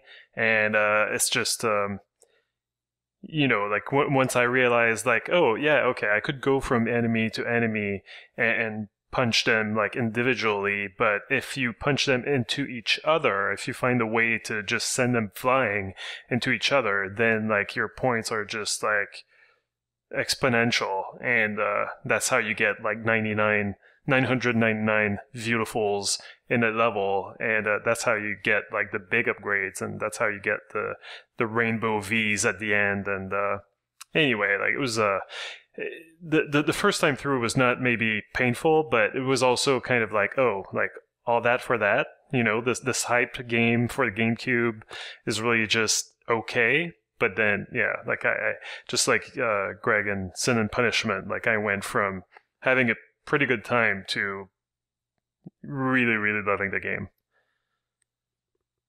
Yeah, those are the experiences I could think of. I'm just, I guess, not that great at playing through the pain, or I'm enjoying the pain too much for it to really count as pain.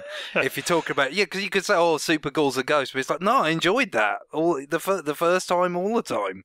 RFN BDSM. Yep. Let's read the next email before I have to make more jokes like that. Sure. Carlos in LA writes, RFN crew, I'm writing you guys entirely based on the fact that James correctly identified the BRIC countries a few episodes back. That's not really that high of a standard of achievement. Well, it impressed at least one person. I'm glad to hear it. I want to give Nintendo their due for two decisions they made, and that, in my opinion, kept them from ruining the Switch. First, 1-2 Switch was not a pack-in title. That game could have single-handedly killed the system, making it seem like another gimmick-ridden waggle-fest. And two, and more controversially, no Virtual Console. If the Virtual Console had existed, I and legions of other Nintendo fans would have repurchased all the titles in the NES and SNES Classic instead of accidentally and unknowingly purchasing approximately 20 games including a bunch of indies and re-releases. Perhaps giving third parties hope that they can sell in this system. What do you guys think? Oh, this is like the hot takes now. Well, it seems like Carlos believes takes in fuego. It basically believes what Nintendo PR was saying about WiiWare. Yeah, the rivalries. Question that when they did move to WiiWare, that they choked off the Virtual Console stuff because they did feel like there was a rivalry there or whatever. Even though on one hand you're speaking about classic games of a certain type, on the other hand you talk about these WiiWare games which were quite limited in what they could be because of the size. Christmas greeting cards through WiiConnect 24.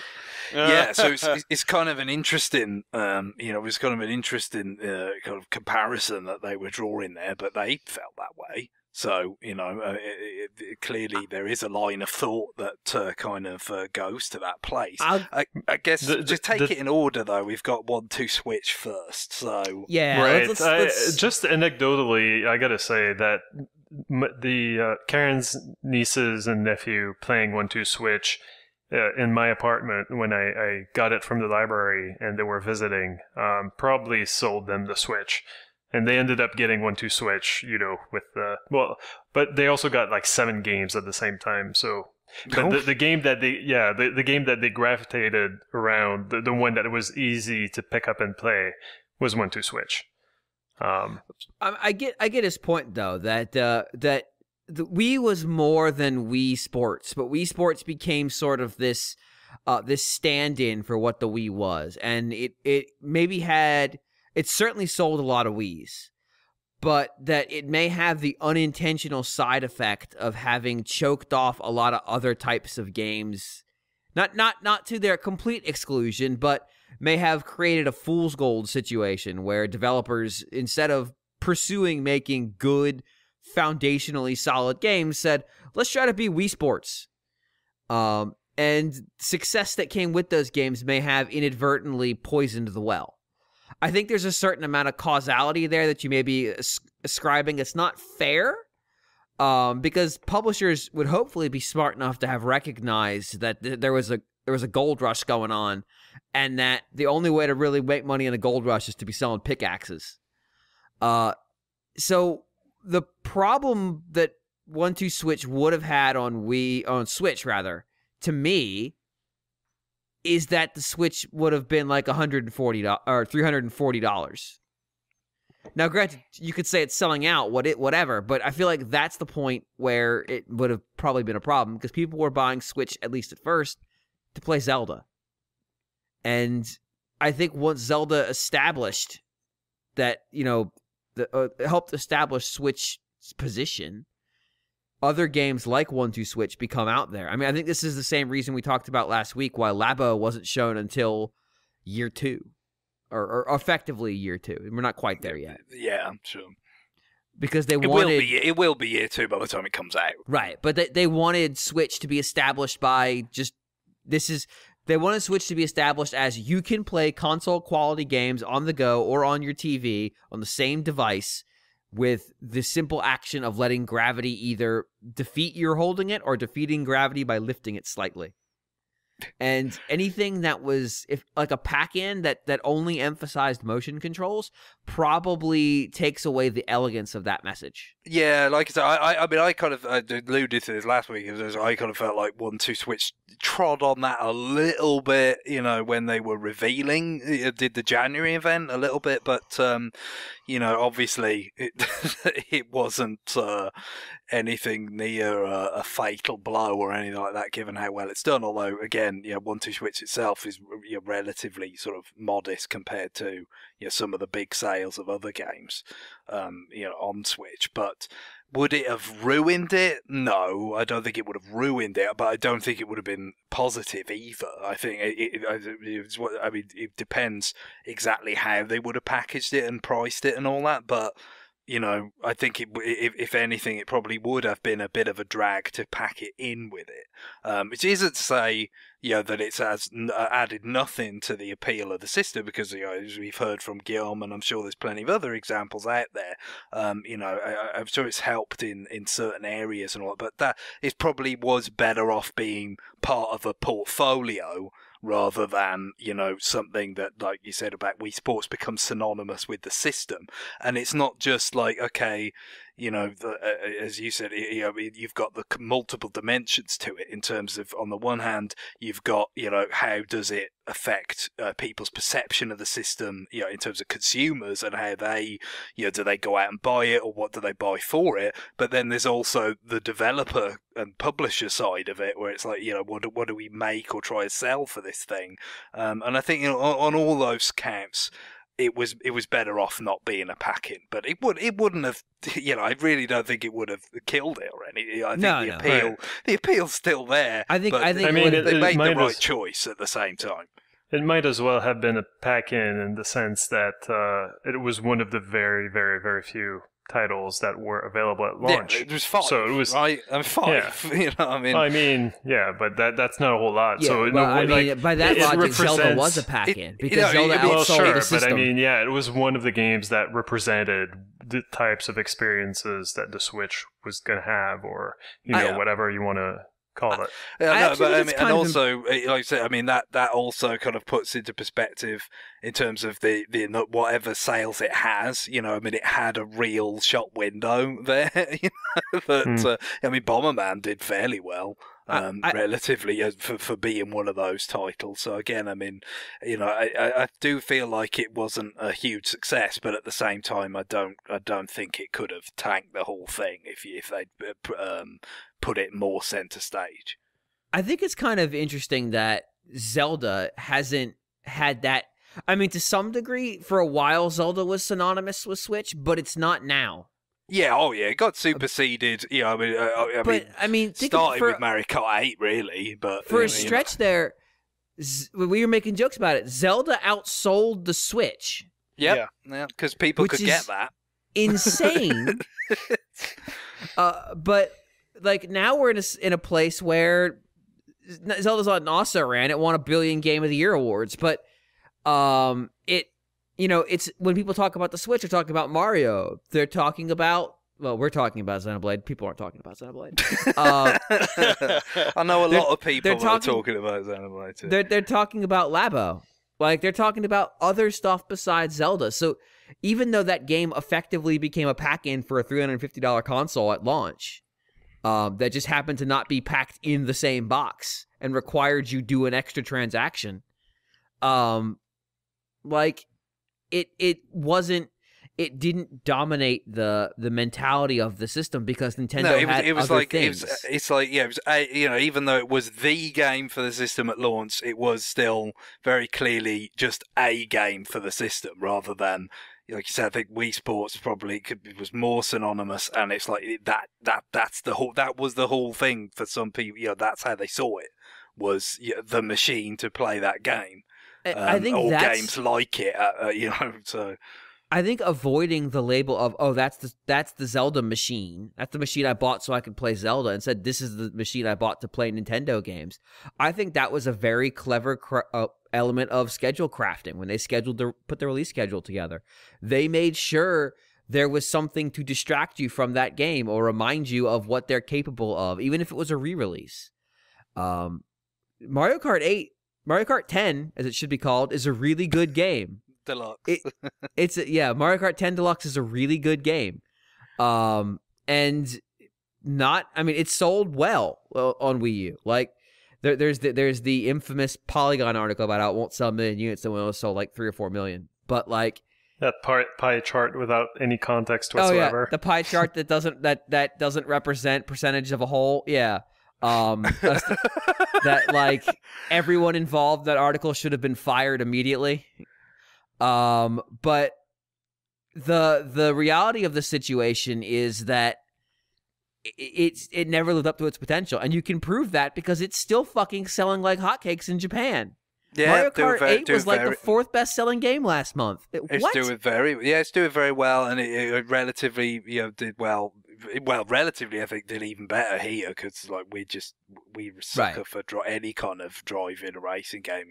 Europe and the UK especially are nuts about driving games. Yeah, so I mean, it's that was even though for Nintendo loyalists, it's a retread with some enhancements. Yeah, that was a big deal, and if you can't if you want to talk about synonymous with the system, I mean, like I guess the closest thing for that in Japan now is arguably Splatoon 2. I mean, which is still selling crazy. Well, it's hit the 2 million threshold, which if you count Switch as a home console, is like the first game on a home console in Japan to sell that many copies, like since the PS2 era or something ridiculous. Yes, it was a PS2 game.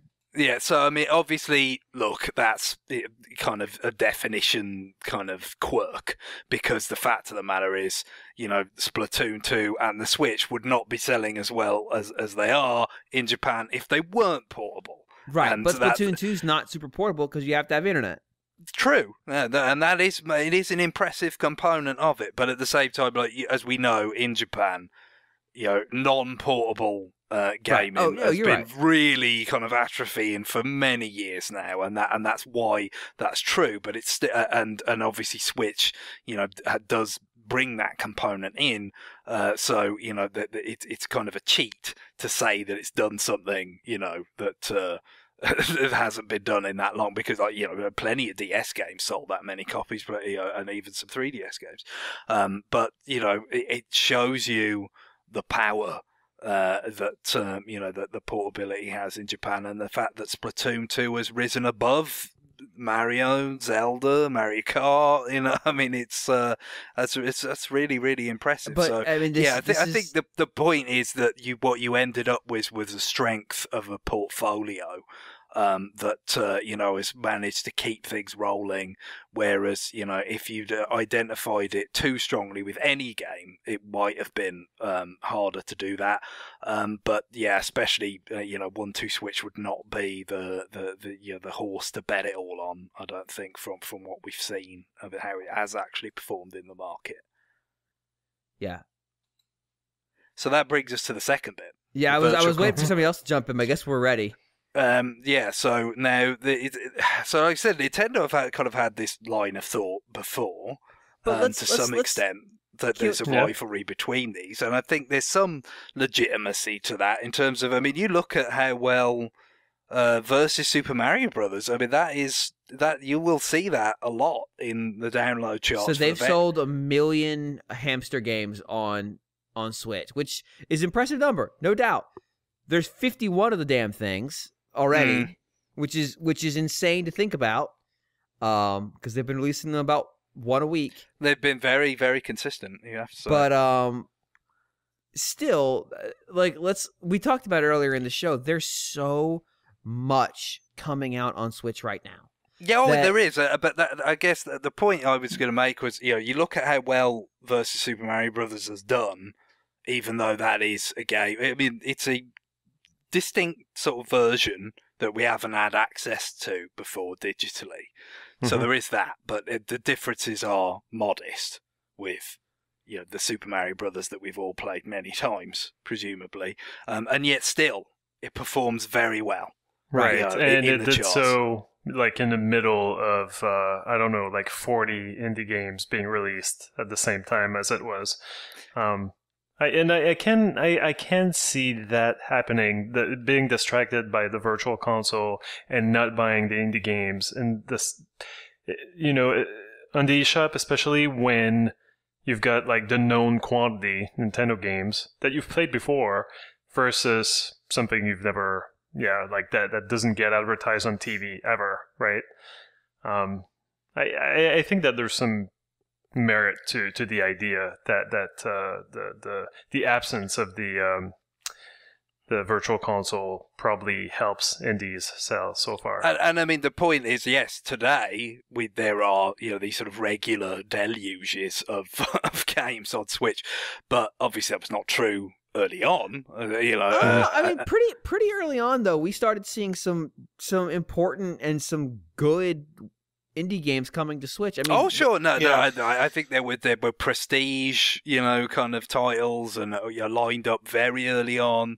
SteamWorld Dig 2, Runner 3, you could. They launched with the new Shovel Knight, or was it launch? It was soon after launch. Yeah, well, you had Shovel Knight, very soon with the new with Spectre Knight and all that. So, they had prestige stuff on there, but in terms of the volume, I think it's fair to say there was definitely an element of people seeing how well things did on Switch and then saying, okay, I want in on that. Like a bit of that gold rush sort of thing that you talked about in terms of, that there was an appetite for people, even though the games might not be brand spanking new in terms of they've been on other consoles, even other Nintendo consoles in some cases, but people, there was this appetite for them that perhaps, publishers out on the outside weren't sure of.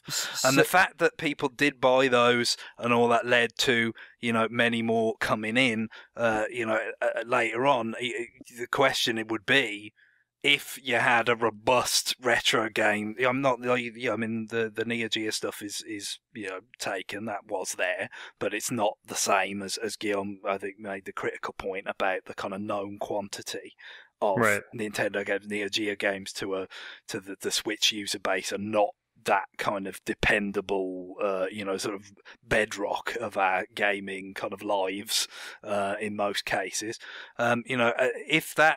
If you had this kind of robust selection of Nintendo retro games at an earlier stage that's mopping up a lot of people's income for spending on digital games, and those results are not as favourable for some of those people that got in early, it then may affect how many people come in later. I think that crowding out hypothesis definitely has some merit.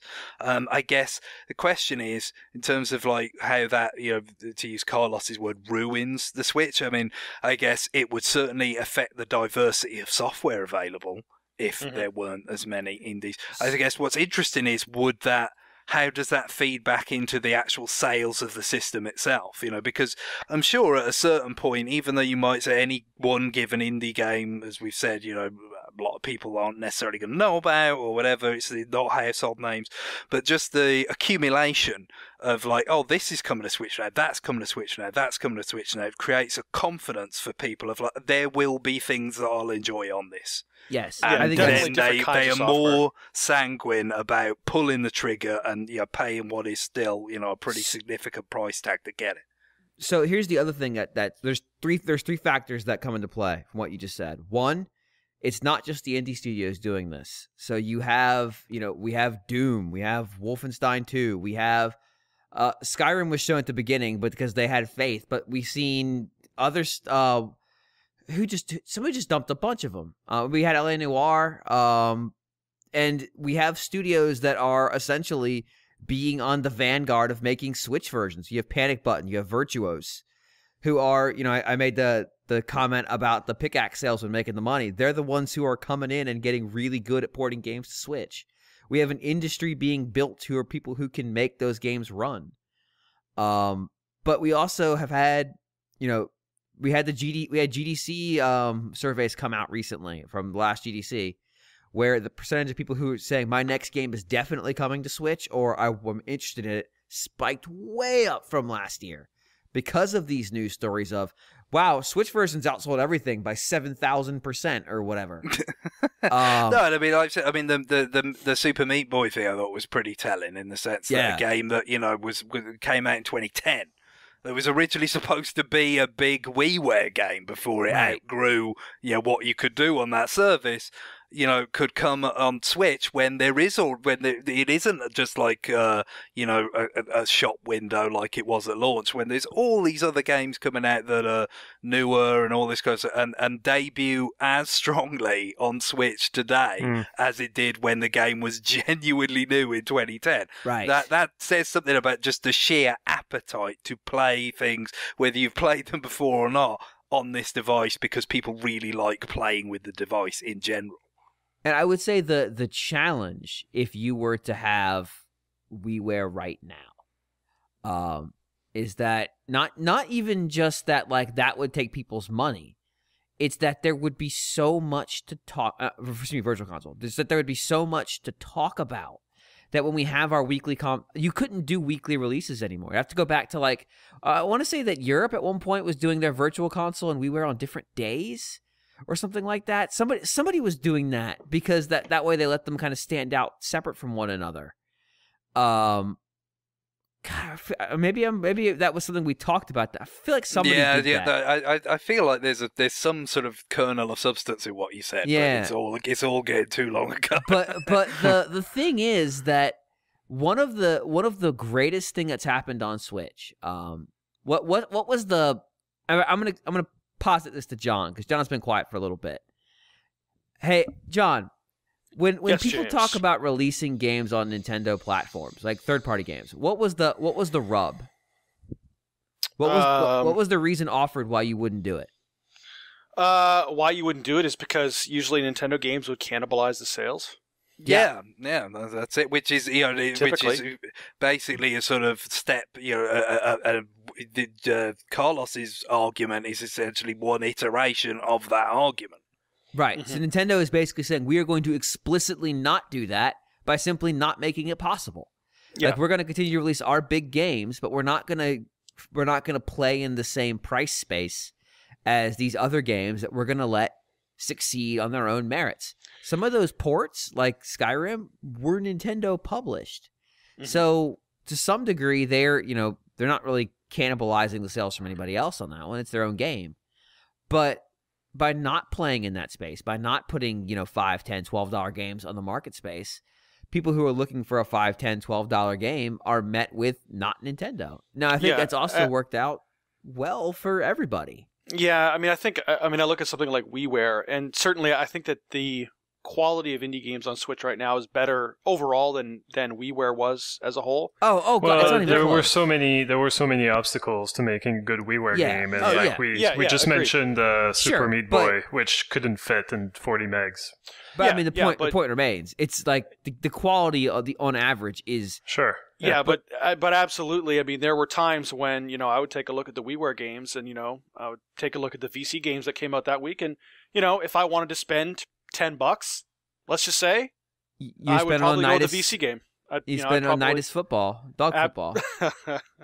Every week, John's buying dog football. I would spend it on that was actually a retail game, James. Yeah. No, I refuse to accept that information. Continue on. I think it's been ported to PC, by the way. It's on Steam. My own reality. Yeah. I refuse to accept a reality where that's a true statement. So is that his Directive 4 of RoboCop's programming? I think is that, Jerry Royce and Nidus football was not could not have been pressed onto a disc. Couldn't be. I think that it's funny that for the longest time before and for a little while after the release of the Switch, there were rumors that it would get a GameCube Virtual Console. And you don't really hear that anymore. Either I blocked all the people on Twitter, the right people on Twitter, or just people aren't really craving that anymore because you wonder, don't you? You wonder also how many of these things are contingencies in terms of maybe Nintendo could have sort of moved to deploy some sort of catalog if they felt it was needed, if a shot in the arm. If there wasn't a lot of other kind of activity on the shop, maybe that could be something that would have been beneficial. But then if things go well, then there's no particular need to deploy it early, and you can kind of wait. You would hope, to be honest, especially after the Wii U experience and the sort of what appeared to be very kind of hastily convened, kind of directs where they promise things that are years away and all this kind of stuff. You would have thought hopefully they would have had the contingency plans for if Switch doesn't get off to a barnstorming start much more sort of soundly in place than they were for Wii U, and therefore, there might have been some validity to that information, but it doesn't necessarily mean it pans out when things go the way they have. Right. I mean, it's always good to have something in the can to prime the pump. And if the rumor that Mario was done was true, then like maybe that was their like, oh shit, things really aren't playing. Yeah, like, let's forget staggering this out. Let's just go. Yeah, like, and it could have been that dire, but I think they were quite. I mean, here's the thing: those WiiWare games, at least, God damn it, those eShop games didn't just pop up. Like the first wave that came after launch, where it was starting to get busy, weren't coming over in response to the sales of the first one. They were in work. Yeah, like Nintendo knew they were coming. So they must have felt pretty good about where they were going to end up. And like, I'm sure you do. I'm sure you anytime you've formulated a plan and you're in the middle of executing, you probably feel pretty good about it. But I don't know. I wouldn't be surprised at all. You still got to be prepared for when it all goes. I wouldn't be surprised at all if on Wii U they were like, it's hard to say, isn't it? Because there was never a moment during the Wii U, even in the beginning, where you're seeing stuff come to the eShop. You're like, oh, this is going to be it. Because it launched with like 4 games, and we thought, wow, that's 4 games. That's okay. That's something. But like, there was never that moment where things hit turbo mode, and you could go like, oh. And I'm sure there was never a moment where people were beating down Nintendo's door to port their games over. And Nintendo's I mean, there was actually quite a lot of games that Wii U launched and a number of ports, but that was the apex of it. Right. That was, so they would have known there was nothing. They would have known there was nothing behind the door. Like they would have known there's nothing coming around this corner. Well, I think, and then of course you had the Rayman Legends thing and all that. I mean, the writing was getting on the wall pretty quickly. And like I said, that's what results in things like that direct, right? But they didn't seem that well prepared for it to me, anyway. Just on the outside, I had no way of really assessing that in a legitimate fashion. But I think they would have been wise, based on that experience, to be ready to deploy things here for Switch if need be, but the way things went, perhaps there was no need in the end. But to go back to Carlos's point, I think in the end it probably was wise to plan it out this way and kind of let some of these things kind of take shape on the eShop organically to some extent. I just kind of achieve that kind of breadth of content that you wouldn't get if indeed, I mean, it's debatable how much it would have crowded it out, I guess, but as we've said, I think there's definitely potential for that, and it's also a potential that Nintendo has seen in the past, so you can sort of infer from that would be in their thinking now. Or at least an outcome that could. But let's assume for a moment that they have, that over in Kyoto, they've concluded that WiiWare would have been, a mine that would these. You love WiiWare. God damn it! Well, WiiWare was a mine. No, that Virtual Console would have been like a mine that these ships of eShop games would have blown themselves up on trying to compete for sales. All right, let's just say for the sake of argument that this was their calculus. How do they then deploy a Virtual Console? Because that problem doesn't go away. Well, as part of the paid service, that's presumably where we're still headed eventually. It's just that So you wouldn't be able to buy them, is what you're saying? Yeah, well, yeah, they're not you're not buying them on a per game basis anymore, and they're going to help justify the value of paying for something that previously was not paid for. But you're still, they're still competing for the other resource, which is time. Yeah, that's fair. But I think we've observed before, all of us, and but when you have games that you might have got kind of not specifically from a direct purchase, it's true. Might be a PS Plus, Xbox, games for gold.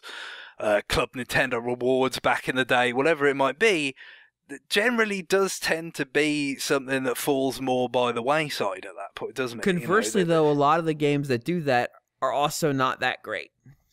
I'm just saying, I do feel like You know, I think tying a library of retro games to the paid online service could thread all of this is, like, it's new territory for Nintendo. They've got to prove they can handle this well, but I think potentially it can thread the needle in terms of providing the perception of value that makes it feel like this is worth paying for when you didn't have to before, at least to some people, and as part of a broader strategy, hopefully, for making that case. But also, like, it's not, people, are not just gonna, like, be like satisfied with that as their, kind of gaming diet and not feel the need to buy other stuff. I think it can strike that balance if they handle it right. All right. But also I don't know, it just on its face, it doesn't really make much sense to tie old games that were not available, like the internet was barely a thing back when they came out, to this online service. No. Oh, the irony. No, but I mean, it's what they've got. Like, they're not gonna... they don't have kind of a whole library of games that just are waiting to sell DLC.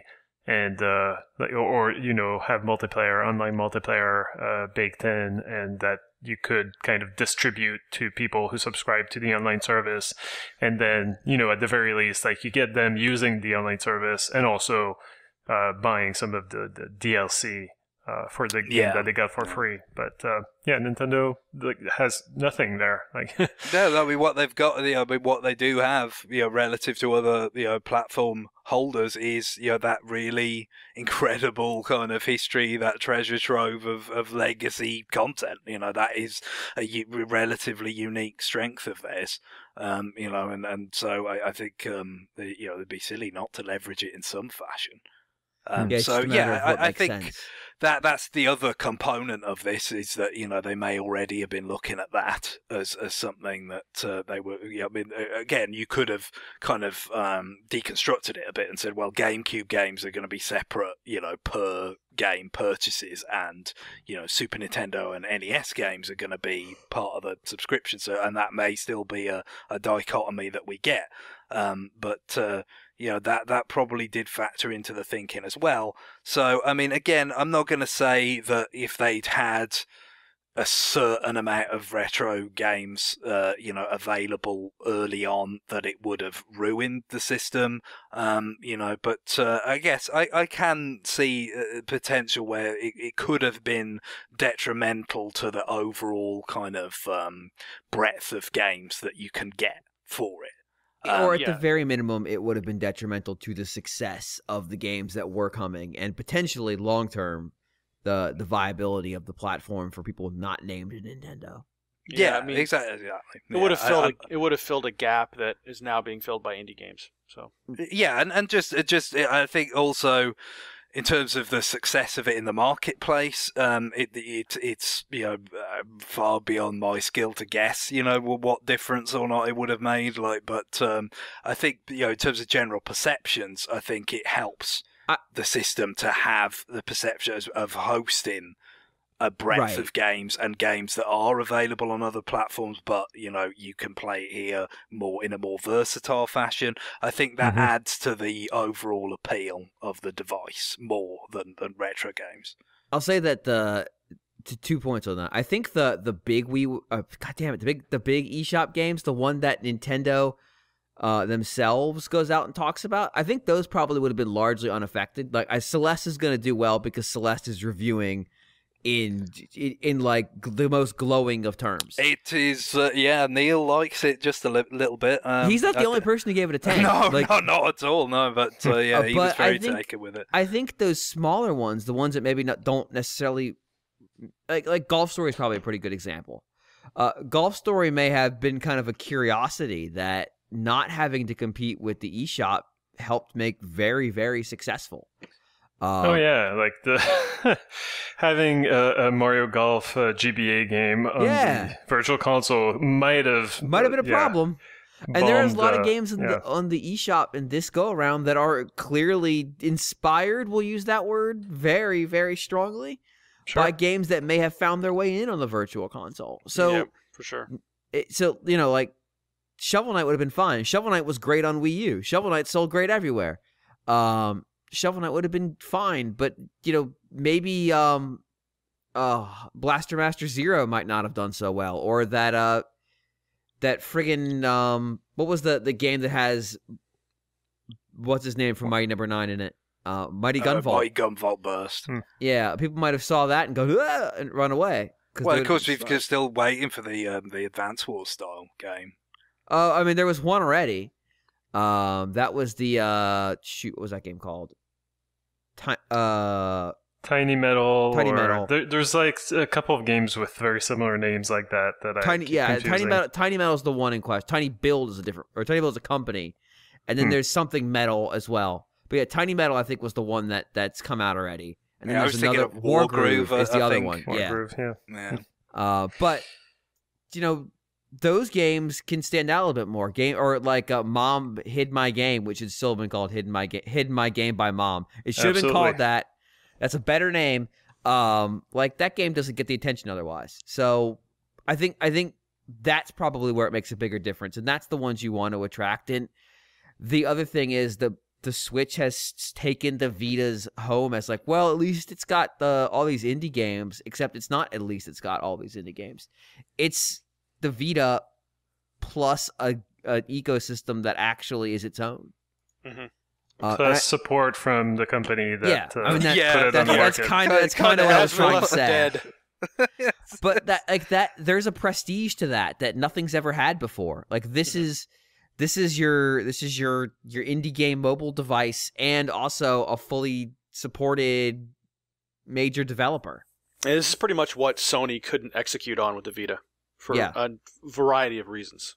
Nintendo's done it. Well, I feel like they weren't really too interested because they also had the PlayStation 4 on their hands that they wanted to make a success. Mm-hmm. And Nintendo has nothing, like didn't put anything out at the same time on the market. Come on, 4DS. Yeah. I just find it funny. All the games are played in 4D. I just find it funny with Vita versus Switch that even with all their hardware prowess, Nintendo are the ones that actually came out with the hardware that people really wanted. No. Nvidia is the one who came out with the hardware. True. Yes. Nintendo had the concept. Nvidia had the tech. It was a partnership, and it was smart, and it was your old IBM Broadway and whatever. No, we're not in that anymore. We're building something that's perfect. Yeah. The thing is, Nvidia had a product that wasn't that far from this, but they couldn't execute on it either. Yeah, that's the thing, though, right? It's because the thing is the Vita and the Nvidia Shield. Yeah. Neither one of them had the pedigree in terms of games that Nintendo has, and neither one of them could come with those games. Right. Right. But also don't discount the Joy-Cons either. That gives the whole device a very fun aspect to it that the Vita just doesn't have. And that whole package Shield, is whatever. Yeah, I mean the coming with the two colors looks hideous, but like Sony would have never done that. No. You just can't make a snapping sound with a Vita. I tried it. It just doesn't work. Yeah, that snap is Sony breaking its back. The snap is what sold the Switch. Yeah, it's actually Sony. You say that, but that branding is part of the Switch. The Switch's branding is super on point. Mm-hmm. Anyway, all right, so that's going to do it for email. As always, you can send your emails to rfn@nintendoworldreport.com. We got a little backlog going, but doesn't mean you shouldn't be sending it. So I promised last week, not on the episode, I promised it in the article, which you should be reading because I spent time writing it, that we would reveal our plans for the charity obliged second WiiWare retrospective as not done by Russian vote stuffing. And so Mr. Putin is not on the ballot for this particular one. In fact, there is no ballot. So one of the things that we realized when we were trying to figure out what games we wanted to include on it is we wanted to use games that are going to die when WiiWare dies. Games that simply you won't be able to play anymore. And a lot of those games, because of the 40 megabyte limit, aren't really conducive to a full retroactive segment. Like they're just not that substantial. And so maybe 20 minutes is enough. And so as opposed to trying to create an hour segment out of something that doesn't rise to it, like Bearsworth Manor, we're going to focus on a handful of games. So to that end, we've got 2 games that in 2 weeks. So next week we are not talking about these games. Next week we are gonna do predictions. Where is that? We're gonna release the predictions thing that we already recorded a week and a half ago. Yeah. I think you'll be surprised about how good at this we are. One of my predictions is when that episode will actually air. Yeah. There you go. Yeah. God, we're still get it wrong. But on the subsequent week, we're gonna do a twofer. We're gonna do 2 mini retroactives, and that's defined as basically like a now playing segment. No, damn it, new business segment. Worth of discussion. For each. So those 2 games are You, Me, and the Cubes and Bonsai Barber. And you might wonder, what's the connection between those 2 games? And the answer is there really isn't one. But a little bit. Those games are both sort of tied to a single person or to a group of developers who are famous for something else. Kenji Eno developed You, Me, and the Cubes, one of his, I think probably his 3rd stop at making a video game company. I know of him as the designer of the D games, which are certainly experiences to be had. But he's also was famous for writing for music for a lot of games, and he unfortunately passed away in 2013. The Bonsai Barber is from Tsunami, who are the other group of people who left Rare after GoldenEye. And it was actually designed by Mr. Martin Hollis, who was the producer of both GoldenEye and Perfect Dark over at Rare, and he worked on consulting for the GameCube over at NOA prior to leaving to join Tsunami. As far as I know, Tsunami only released 3 games, and this sure is one of them. But this one's special because Nintendo published it. So, like I said, we're going to talk about those in 2 episodes from now. So that would be 557. 8. 558. And 558. So we will be recording that in February on like the 7th or the 9th. Maybe the 9th? Yeah, February 9th. So we'll have a thread just like always. You can put your comments. We'll make a thread for each game. These are pretty short games. You should be able to get through them and get your comments in pretty quick. Because they're going away, and they won't be here anymore after these games after the WiiWare goes down. Following this retroactive, we'll announce another wave, and we may even do a 3rd, depending on how the calendar works out and how much time we have left. But we wanted to get the opportunity to see more than just one more game, and we wanted to give you all the opportunity to hear about a game you may have missed before it's gone forever. We do this as a service, is what I'm saying. One other announcement. If you had problems with the episode 555, some of the providers for whom re-host the show for us had issues when we tried to fix a problem with it. It is currently fixed. You may have to go to NWR to just manually download it. The episode title is now like NWR Podcast 555 fixed. That's got everything. So if you want to hear our Labo conversation without a curious hole, we didn't just edit someone out who said something offensive. It's just for like 50 minutes.